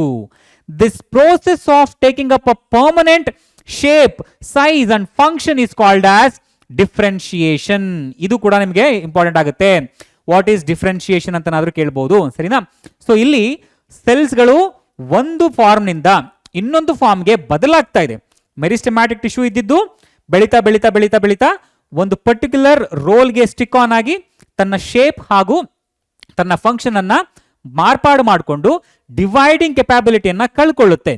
ಆಗ ಅದು ಪರ್ಮನೆಂಟ್ ಟಿಶ್ಯೂ ಆಗಿ ಬದಲಾಗುತ್ತೆ. ಈ ಪ್ರಕ್ರಿಯೆಗೆ ನಾವು ಏನಂತ ಹೇಳಿ ಕರಿತೇವೆ? ಡಿಫ್ರೆನ್ಶಿಯೇಷನ್ ಅಂತ ಹೇಳಿ ಕರಿತೇವೆ. ಸರಿನಾ? ಅರ್ಥ ಆಗ್ತಿದ್ಯಾ? ಸಿಂಪಲ್. ಮುಂದಿನ ಕ್ವೆಶ್ಚನ್ ಹೋಗೋಣ. ಮುಂದಿನ ಕ್ವೆಶ್ಚನ್ ಹೀಗಿದೆ, how are glandular epithelium formed? So ಹೇಗೆ ಗ್ಲ್ಯಾಂಡ್ಯುಲಾರ್ ಎಪಿಥೀಲಿಯಂ ಮಾಡಲ್ಪಟ್ಟಿದೆ ನೋಡಿ. an epithelial cell often acquires an additional specialization as gland cells which can secrete substances at the epithelial surface. ಕೆಲವೊಂದು ಸಂದರ್ಭಗಳಲ್ಲಿ ಎಪಿಥೆಲಿಯಲ್ ಟಿಶ್ಯೂಸ್ಗಳು ಒಂದು ಸ್ಪೆಷಲೈಸ್ಡ್ ರೋಲ್ ಅನ್ನ ಪಡ್ಕೊಂಡ್ಬಿಡುತ್ತವೆ. ಓಕೆನಾ? So ಅದ್ರ ಮೂಲಕ ಒಂದಷ್ಟು ಸೆಕ್ರೀಷನ್ಸ್ ಗಳನ್ನ ಸೆಕ್ರೀಟ್ ಮಾಡುವಂತ ಶಕ್ತಿಯನ್ನು ಕೂಡ ಪಡ್ಕೊಳ್ಳುತ್ತವೆ. Sometimes a portion of epithelial tissue folds inward. ಸರಿನಾ? Sometimes a portion of epithelial tissue folds inward and a multicellular gland is formed. ಸರಿನಾ? So this is called glandular epithelium. ಹೇಗೆ ಗ್ಲ್ಯಾಂಡ್ಸ್ ಗಳು form ಆಯಿತು ಅಂತ ಹೇಳಿದ್ರೆ, ಕೆಲವೊಂದು ಸಂದರ್ಭಗಳಲ್ಲಿ ಸಾಮಾನ್ಯವಾಗಿ ನೋಡಿ ಈ ಕಾಲಮ್ನಾರ್ ಎಪಿಥೀಲಿಯಂಗಳಿರುತ್ತಲ್ಲ, ಈ ಕಾಲಮ್ನಾರ್ ಎಪಿಥೀಲಿಯಂಗಳೇ ಕೆಲವೊಂದು ಸಂದರ್ಭಗಳಲ್ಲಿ ಇನ್ವರ್ಡ್ ಒಳಮುಖವಾಗಿ ಫೋಲ್ಡ್ ಆಗ್ತಾ ಸೆಕ್ರೀಟ್ ಮಾಡುವಂತ ಶಕ್ತಿಯನ್ನ ಪಡ್ಕೊಂಡ್ಬಿಡುತ್ತವೆ. ಸರಿನಾ? ಆಗಾಗ ನಾವು ಅವುಗಳನ್ನ ಏನಂತ ಹೇಳಿ ಕರಿತೇವೆ? ಗ್ಲ್ಯಾಂಡ್ಯುಲಾರ್ ಎಪಿಥೀಲಿಯಂ ಅಂತ ಹೇಳಿ ಕರಿತೇವೆ. ಸರಿನಾ? ಸೊ ಈ ಮೂಲಕ ಎಪಿಥೀಲಿಯಲ್ ಟಿಶ್ಯೂ ಇದ್ದಿದ್ದು ಗ್ಲ್ಯಾಂಡ್ಯುಲಾರ್ ಎಪಿಥೀಲಿಯಂ ಆಗಿ ಕನ್ವರ್ಟ್ ಆಗುತ್ತೆ. ಸರಿನಾ? ಅರ್ಥ ಆಗ್ತಿದೆಯಲ್ಲಪ್ಪ? ಸೊ ಇಲ್ಲಿ ಟಿಶ್ಯೂಸ್ ಚಾಪ್ಟರ್ ನಲ್ಲಿ ಇದ್ದಂಥ ಎಲ್ಲ ಕಾನ್ಸೆಪ್ಟ್ಸ್ ಗಳ ಕುರಿತಾಗಿ ನಾವು ಡಿಸ್ಕಸ್ ಮಾಡ್ತಾ ಇದ್ದೀವಿ. ಸೊ ನೋಡಿ, ಇಲ್ಲಿ ಲಾಂಗ್ ಆನ್ಸರ್ ಕ್ವೆಶ್ಚನ್ಸ್ ಗಳಿಗೆ ಬಂದಾಗ name the types of epithelial tissue, draw the diagram for each type of epithelial tissue ಅಂತ ಕೇಳ್ತಾ ಇದ್ದಾರೆ. ಸರಿನಾ? ಸೊ ಇಲ್ಲಿ ನಾನು ಒಂದು ಎಕ್ಸಾಂಪಲ್ ಅನ್ನ ನಿಮಗೆ ತೋರಿಸ್ತಾ ಇದ್ದೀನಿ. ಇದೇ ರೀತಿ ಅವರು ಮಸಲ್ ಟಿಶ್ಯೂನು ಕೇಳ್ಬೋದು, ಕನೆಕ್ಟಿವ್ ಟಿಶ್ಯೂನು ಕೇಳ್ಬೋದು. ಸರಿನಾ? ಸೊ ನಾನು ಕ್ವೆಶ್ಚನ್ಸ್ ಗಳನ್ನ ಆಡ್ ಮಾಡೋದ್ರ ಬದಲಾಗಿ ಒಂದು ಎಕ್ಸಾಂಪಲ್ ಅಂತ ತಗೊಂಡು ನಿಮ್ಗೆ ಹೇಳ್ತಾ ಇದ್ದೀನಿ. ಹೌದಾ? So explain the different types of connective tissue ಅಥವಾ name the different types of connective tissue ಅಂತ ಕೇಳಬಹುದು. Name the different types of muscular tissue ಅಂತ ಕೇಳಬಹುದು. ಸರಿನಾ? So what are the functions of nervous tissue ಅಂತ ಕೇಳಬಹುದು. ಸರಿನಾ? ಈ ರೀತಿಯಾಗಿ ಸೊ ಎಪಿಥೆಲಿಯಂ ಟಿಶ್ಯೂನ ವಿಷಯಕ್ಕೆ ಬಂದಾಗ, ಸೊ ಇಲ್ಲಿ ನೋಡಿ ಸ್ಟ್ರಕ್ಚರಲ್ಲಿ ನಾವು ನೋಡೋದಾದ್ರೆ, ಸ್ಟ್ರಕ್ಚರಲ್ಲಿ 3 basic types of epithelial tissue ಅನ್ನ ನಾವು ಗುರುತಿಸಬಹುದು. ಅದು squamous epithelium, cuboidal epithelium and columnar epithelium. Squamous epithelium ಅಂತ ಹೇಳಿದ್ರೆ ಒಂಥರ ಸ್ಕ್ವೇರ್ ಶೇಪ್ ನಲ್ಲಿ ಅಥವಾ ಸ್ಕೇಲ್ ನ ರೀತಿ ಇರುವಂತಹ ಸೆಲ್ಸ್ ಗಳಾಗಿರುತ್ತವೆ. ಓಕೆನಾ? ಜಸ್ಟ್ ಸ್ಕೇಲ್, ಮೀನಿನ ಸ್ಕೇಲ್ಸ್ ಗಳಿಗೆ ನೀವು ಕಂಪೇರ್ ಮಾಡಬಹುದು. ಸರಿನಾ? ಸ್ಕ್ವಾಮ, ಸ್ಕೇಲ್. ಸರಿನಾ? ಸೊ ಅದೇ ರೀತಿ ಕ್ಯೂಬಾಯ್ಡಲ್, ಕ್ಯೂಬಿಕ್ ಶೇಪ್ ನಲ್ಲಿ ಇರುವಂತಹ ಟಿಶ್ಯೂಸ್ಗಳು. ಸರಿನಾ? ಸೊ ಕ್ಯೂಬಿಕ್ ಅಂತ ಹೇಳಿದ್ರೆ ನೋಡಿ, ಸೊ ನೀವು ಕ್ಯೂಬಿಕ್ ಈ ರೀತಿ ಬರೀತಿರಲ್ಲ, ಸೊ ಅದೇ ರೀತಿ ನೀವು ಕ್ಯೂಬಿಕ್ ಟಿಶ್ಯೂಸ್ಗಳು ಇಲ್ಲೂ ಕೂಡ ನೀವು ಕ್ಯೂಬಿಕ್ ಶೇಪ್ನಲ್ಲಿ ಬರೆದು ಒಂದು ನ್ಯೂಕ್ಲಿಯಸ್ ಅನ್ನ ಮರೆದ್ರೆ ಮುಗೀತು. ಸರಿನಾ? ಕ್ಯೂಬಾಯ್ಡಲ್ ಎಪಿಥೆಲಿಯಂ. ಅದೇ ರೀತಿ ಸ್ಟ್ರಕ್ಚರ್ ಅಲ್ಲಿ ಕಾಲಮ್ನ ರೀತಿ ಇರುತ್ತವೆ. ಸಿಂಪಲ್. ಹಾಗಾಗಿ ಇವುಗಳಿಗೆ ಕಾಲಮ್ನಾರ್ ಎಪಿಥೆಲಿಯಂ ಅಂತ ಹೇಳಿ ಕರಿತೇವೆ. ರೈಟ್? ಕಾಲಮ್ನಾರ್ ಎಪಿಥೆಲಿಯಂ ಅಂತ. Simple columnar ಎಪಿಥೆಲಿಯಂ. ಸೊ ಇಲ್ಲಿ ಈ ಸಿಂಪಲ್ ಟಿಶ್ಯೂ ಇದೆಯಲ್ಲ, ಸ್ಕ್ವಾಮಸ್ ಎಪಿಥೆಲಿಯಲ್ ಇದೆಯಲ್ಲ, ಏನಾದ್ರೂ ಒಂದೇ ಒಂದು ಲೇಯರ್ ಇದ್ರೆ, ಅದು ಸ್ಕ್ವಾಮಸ್ ಆಗಿರ್ಲಿ ಅಥವಾ ಕ್ಯೂಬಾಯ್ಡಲ್ ಆಗಿರ್ಲಿ ಕಾಲಮ್ನಾರ್ ಆಗಿರ್ಲಿ, ಈ ಟಿಶ್ಯೂಸ್ಗಳು ಒಂದು ಸಿಂಗಲ್ ಲೇಯರ್ ನಿಂದ ಮಾಡಲ್ಪಟ್ಟಿದ್ರೆ ಅವುಗಳನ್ನ ನಾವು ಸಿಂಪಲ್ ಟಿಶ್ಯೂಸ್ ಅಂತ ಹೇಳಿ ಕರಿತೇವೆ. For example, single layer of or 1 layer of squamous epithelium tissue ಇದೆ ಅಂತ ಇಟ್ಕೊಳ್ಳಿ, ಅವಾಗ ಅದನ್ನ ನಾವು ಸಿಂಪಲ್ ಸ್ಕ್ವಾಮಸ್ ಎಪಿಥೆಲಿಯಂ ಅಂತ ಹೇಳಿ ಕರಿತೇವೆ. ಸರಿನಾ? ಹಾಗೆ ಕ್ಯೂಬಾಯ್ಡಲ್ ಸಿಂಗಲ್ ಲೇಯರ್ ಇದ್ರೆ, ಒಂದು ಲೇಯರ್ ಇದ್ರೆ ಸಿಂಪಲ್ ಕ್ಯೂಬಾಯ್ಡಲ್, ಕಾಲಮ್ನಾರ್ ಒಂದು ಲೇಯರ್ ಇದ್ರೆ ಸಿಂಪಲ್ ಕಾಲಮ್ನಾರ್. ಸರಿನಾ? ಅದೇ 2-3 ಲೇಯರ್ ಇದ್ದರೆ ಅವನ್ನ ನಾವೇನಂತ ಹೇಳಿ ಕರಿತೇವೆ? ಸ್ಟ್ರೈಯೇಟೆಡ್ ಟಿಶ್ಯೂ ಅಂತ ಹೇಳಿ ಕರಿತೇವೆ. ಸ್ಟ್ರಾಟಿಫೈಡ್. ಓಕೆನಾ? ಸ್ಟ್ರೈಯೇಟೆಡ್ ಅನ್ನೋದೇ ಬರುತ್ತೆ. ಸ್ಟ್ರಾಟಿಫೈಡ್. ಓಕೆನಾ? ಸೊ 2-3 ಲೇಯರ್ಗಳು ಇದ್ದಾಗ ಅವಾಗ ನಾವು ಅವುಗಳನ್ನ ಸ್ಟ್ರಾಟಿಫೈಡ್ ಅಂತ ಹೇಳಿ ಕರಿತೇವೆ. ಸರಿನಾ? ಸೊ ಅಗೈನ್ ಎಪಿಥೀಲಿಯಂ ಟಿಶ್ಯೂನ ವಿಷಯಕ್ಕೆ ಬಂದಾಗ stratified squamous epithelium, stratified cuboidal epithelium, stratified columnar epithelium. ಸರಿನಾ? ಕೆಲವೊಂದು ಸಂದರ್ಭಗಳಲ್ಲಿ ಆ ಕಡೆಗೂ ಇಲ್ಲ ಈ ಕಡೆಗೂ ಇಲ್ಲ, ಎರಡರ ಮಧ್ಯೆ ಇರುತ್ತವೆ. ಅಂತ ಸಂದರ್ಭದಲ್ಲಿ ನಾವು ಅವನ್ನ ಸ್ಯೂಡೋ ಸ್ಟ್ರಾಟಿಫೈಡ್ ಅಂತ ಹೇಳಿ ಕರಿತೇವೆ. ಸರಿನಾ? ಅರ್ಥ ಆಗ್ತಿದ್ದಿಲ್ಲಪ್ಪ? ಸೊ ಈ ಕಾಲಮ್ನಾರ್ ಟಿಶ್ಯೂನಲ್ಲಿ ಕೆಲವೊಂದು ಸಂದರ್ಭಗಳಲ್ಲಿ ಸೀಲಿಯಾ, ಸಣ್ಣದಾದ ಈ ಫಿಂಗರ್ ಲೈಕ್ ಪ್ರೊಜೆಕ್ಷನ್ಸ್ಗಳು ಇರುತ್ತವೆ. ಸೊ ಆ ಸೀಲಿಯಾಗಳೇನಾದರೂ ಈ ಕಾಲಮ್ನಾರ್ ಟಿಶ್ಯೂನಲ್ಲಿ ಇದ್ರೆ ಅವಾಗ ನಾವು ಅದನ್ನ ಸೀಲಿಯೇಟೆಡ್ ಕಾಲಮ್ನಾರ್ ಟಿಶ್ಯೂ ಅಂತ ಹೇಳಿ ಕರಿತೇವೆ. ಸರಿನಾ? ಸೊ ಡಯಾಗ್ರಾಮೆಟಿಕಲಿ ರೆಪ್ರೆಸೆಂಟ್ ಮಾಡುವಾಗಲೂ ಕೂಡ ನೀವು ರಫ್ ಡಯಾಗ್ರಾಮ್ನ ಬರೆದ್ರೆ ಸಾಕಾಗುತ್ತೆ. ಅರ್ಥ ಆಗ್ತಿದ್ದಿಲ್ಲಪ್ಪ? ರೈಟ್. ಸೊ ಇದು ಎಪಿಥೀಲಿಯಲ್ ಟಿಶ್ಯೂನಲ್ಲಿ ಇರುವಂತಹ ಸಾಕಷ್ಟು ವಿಧಗಳು. ನಮ್ಮ ಟೆಕ್ಸ್ಟ್ ಬುಕ್ ನಲ್ಲಿ ಕೊಟ್ಟಿರೋ ಹಾಗೆ ನಾವು ಇಷ್ಟು ಟಿಶ್ಯೂಸ್ಗಳನ್ನ ನಾವು ಗುರುತಿಸಬಹುದು. ಓಕೆನಾ? Squamous epithelium, columnar epithelium, cuboidal epithelium ಹಾಗೂ ಗ್ಲ್ಯಾಂಡ್ಯುಲಾರ್ ಎಪಿಥೀಲಿಯಂ. ಹೌದಾ? ಒಂದು ಲೇಯರ್ ಇದ್ರೆ ಸಿಂಪಲ್, 2-3 ಲೇಯರ್ ಇದ್ರೆ ಸ್ಟ್ರಾಟಿಫೈಡ್. ಹಾಗೆ ಕಾಲಮ್ನಾರ್ ಎಪಿಥೀಲಿಯಂ ಒಂದು ಲೇಯರ್ ಇದ್ರೆ ಸಿಂಪಲ್ ಕಾಲಮ್ನಾರ್, 2-3 ಲೇಯರ್ ಇದ್ರೆ ಸ್ಟ್ರಾಟಿಫೈಡ್ ಕಾಲಮ್ನಾರ್. ಈ ಕಾಲಮ್ನಲ್ಲಿ ಏನಾದರೂ ಸೀಲಿಯಾಗಳಿದ್ರೆ ಸೀಲಿಯೇಟೆಡ್ ಕಾಲಮ್ನಾರ್ ಅಷ್ಟೇ. ಕ್ಯೂಬಾಯ್ಡಲ್ ಕ್ಯೂಬಿಕ್ ಶೇಪ್ನಲ್ಲಿದ್ದಾಗ ಕ್ಯೂಬಾಯ್ಡಲ್ ಎಪಿಥೀಲಿಯಂ. ಗ್ಲ್ಯಾಂಡ್ಯುಲಾರ್ ಎಪಿಥೀಲಿಯಂ ಕೆಲವೊಂದು ಸರ್ತಿ ಇನ್ವರ್ಡ್ ಫೋಲ್ಡ್ ಆಗಿ ಟಿಶ್ಯೂಸ್ಗಳು ಫಾರ್ಮ್ ಆಗಿಬಿಡುತ್ತೆ. ಅಂತ ಸಂದರ್ಭದಲ್ಲಿ ನಾವು ಅದನ್ನ ಗ್ಲ್ಯಾಂಡ್ಯುಲಾರ್ ಎಪಿಥೀಲಿಯಂ ಅಂತ ಹೇಳಿ ಕರಿತೇವೆ. ಸರಿನಾ? ಅರ್ಥ ಆಗ್ತಿದೆಯಲ್ಲಪ್ಪ? ಇದೇ ರೀತಿ ಕನೆಕ್ಟಿವ್ ಟಿಶ್ಯೂ, ಇದೇ ರೀತಿ ಮಸ್ಕ್ಯುಲರ್ ಟಿಶ್ಯೂ ಕೇಳ್ಬೋದು. ಅರ್ಥ ಆಯ್ತಾ? ಹಾಗೆ ಸೊ ಇನ್ನೊಂದು ಕ್ವೆಶನ್ ನೋಡ್ಬೇಡ, ಲಾಂಗ್ ಆನ್ಸರ್ ಟೈಪ್ ನಲ್ಲಿ. List the characteristics of cork, how are they formed. ನೋಡಿ, ಅಗೈನ್ ಕಾರ್ಕ್ ವಿಷಯಕ್ಕೆ ಬಂದಾಗ ಯಾವ ಯಾವ ರೀತಿ ಕಾರ್ಕ್ ಟಿಶ್ಯೂಸ್ಗಳು ಫಾರ್ಮ್ ಆಗಿದೆ ಅನ್ನೋದನ್ನ ನೋಡ್ತಾ ಹೋಗೋಣ. The cells of the cork R dead at maturity. They are made up of dead cells ಅಲ್ವಾ? ಕಾರ್ಕ್ ಟಿಶ್ಯೂಸ್ ಬಗ್ಗೆ ನಾವು ಆಲ್ರೆಡಿ ಕಲ್ಕೊಂಡಿದ್ದೀವಿ. ಅದು ಹಿಂದೆ 1 ಮಾರ್ಕ್ಗೆ ಅಥವಾ 2 ಮಾರ್ಕ್ಗೆ ಕೇಳ್ಬೋದಿತ್ತು. ಈಗ ನಮಗೆ 3 ಅಥವಾ 4 ಮಾರ್ಕ್ಗೆ ಕೇಳ್ತಾ ಇದ್ದಾರೆ ಅನ್ನುವಾಗ ಸ್ವಲ್ಪ ಪಾಯಿಂಟ್ಸ್ ಗಳನ್ನ ಎಕ್ಸ್ಟೆಂಡ್ ಮಾಡಿ ಬರೀಬೇಕಾಗುತ್ತೆ. ಓಕೆನಾ? The cells are compactly arranged. Point wise ಬರೆದ್ರೆ ನಿಮಗೆ ಮಾರ್ಕ್ಸ್ ಈಸಿಯಾಗಿ ಬರುತ್ತೆ. There is no intercellular spaces. ನೋಡಿ 3 ಪಾಯಿಂಟ್ ಬರೀಬಹುದು ಈ ರೀತಿ. ಹೌದಾ? ಅದೇ ರೀತಿ cell possesses chemical substances called as tuberin in their cell wall. 4ನೇ ಪಾಯಿಂಟ್ ಆಯಿತು. They have several thick layers. 2ಕ್ಕಿಂತ ಹೆಚ್ಚು ಸಾಕಷ್ಟು ಸೆಲ್ಯುಲಾರ್ ಲೇಯರ್ಸ್ಗಳು ಇರೋದನ್ನ ನಾವಲ್ಲಿ ಕಾರ್ಕ್ ನಲ್ಲಿ ಗಮನಿಸಬಹುದು. ಓಕೆನಾ? ಸೊ ನೋಡಿ, as plants grow older the outer protective tissue undergoes certain changes. ಸರಿನಾ? A strip of secondary meristem replaces the epidermis of the stem. Cells on the outside are cut off from this layer. This forms several layer thick cork or bark of the tree. ಸರಿನಾ? So in simple words ನೀವು ಏನು ನೆನಪಿಟ್ಕೊಳ್ಬೇಕು ಅಂತ ಹೇಳಿದ್ರೆ, ಸಸ್ಯಗಳು ಬೆಳೀತಾ ಬೆಳೀತಾ ಬೆಳೀತಾ ಏನಾಗುತ್ತೆ, ಸಸ್ಯಗಳ ಆ ಪ್ರೊಟೆಕ್ಟಿವ್ ಲೇಯರ್ನಲ್ಲಿ ಸಾಕಷ್ಟು ಚೇಂಜಸ್ಗಳು ಉಂಟಾಗುತ್ತೆ.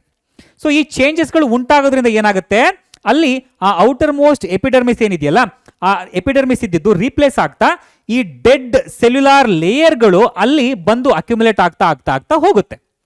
ಸೊ ಅದನ್ನೇ ನಾವು ಕಾರ್ಕ್ ಅಥವಾ ಬಾರ್ಕ್ ಅಂತ ಹೇಳಿ ಕರಿತೇವೆ. ಸರಿನಾ? ಅರ್ಥ ಆಗ್ತಿದೆಯಲ್ಲಪ್ಪ? ಸೊ ಈ ರೀತಿಯಾಗಿ ಕಾರ್ಕ್ ಅನ್ನೋದು ಸೆಲ್ಸ್ಗಳಲ್ಲಿ ಫಾರ್ಮ್ ಆಗೋದನ್ನ ನಾವು ಗುರುತಿಸಬಹುದು. ಅರ್ಥ ಆಯ್ತಾ?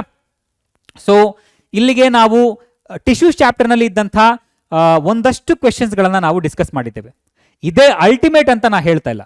ಸೊ ಇವುಗಳು ತುಂಬಾ ಇಂಪಾರ್ಟೆಂಟ್ ಆಗಿರ್ಬೋದು. ಇವುಗಳನ್ನ ಹೊರತುಪಡಿಸಿಯೂ ಕೂಡ ನಿಮಗೆ ಕ್ವೆಶನ್ಸ್ಗಳನ್ನ ಕೇಳುವಂತ ಸಾಧ್ಯತೆಗಳಿರುತ್ತೆ.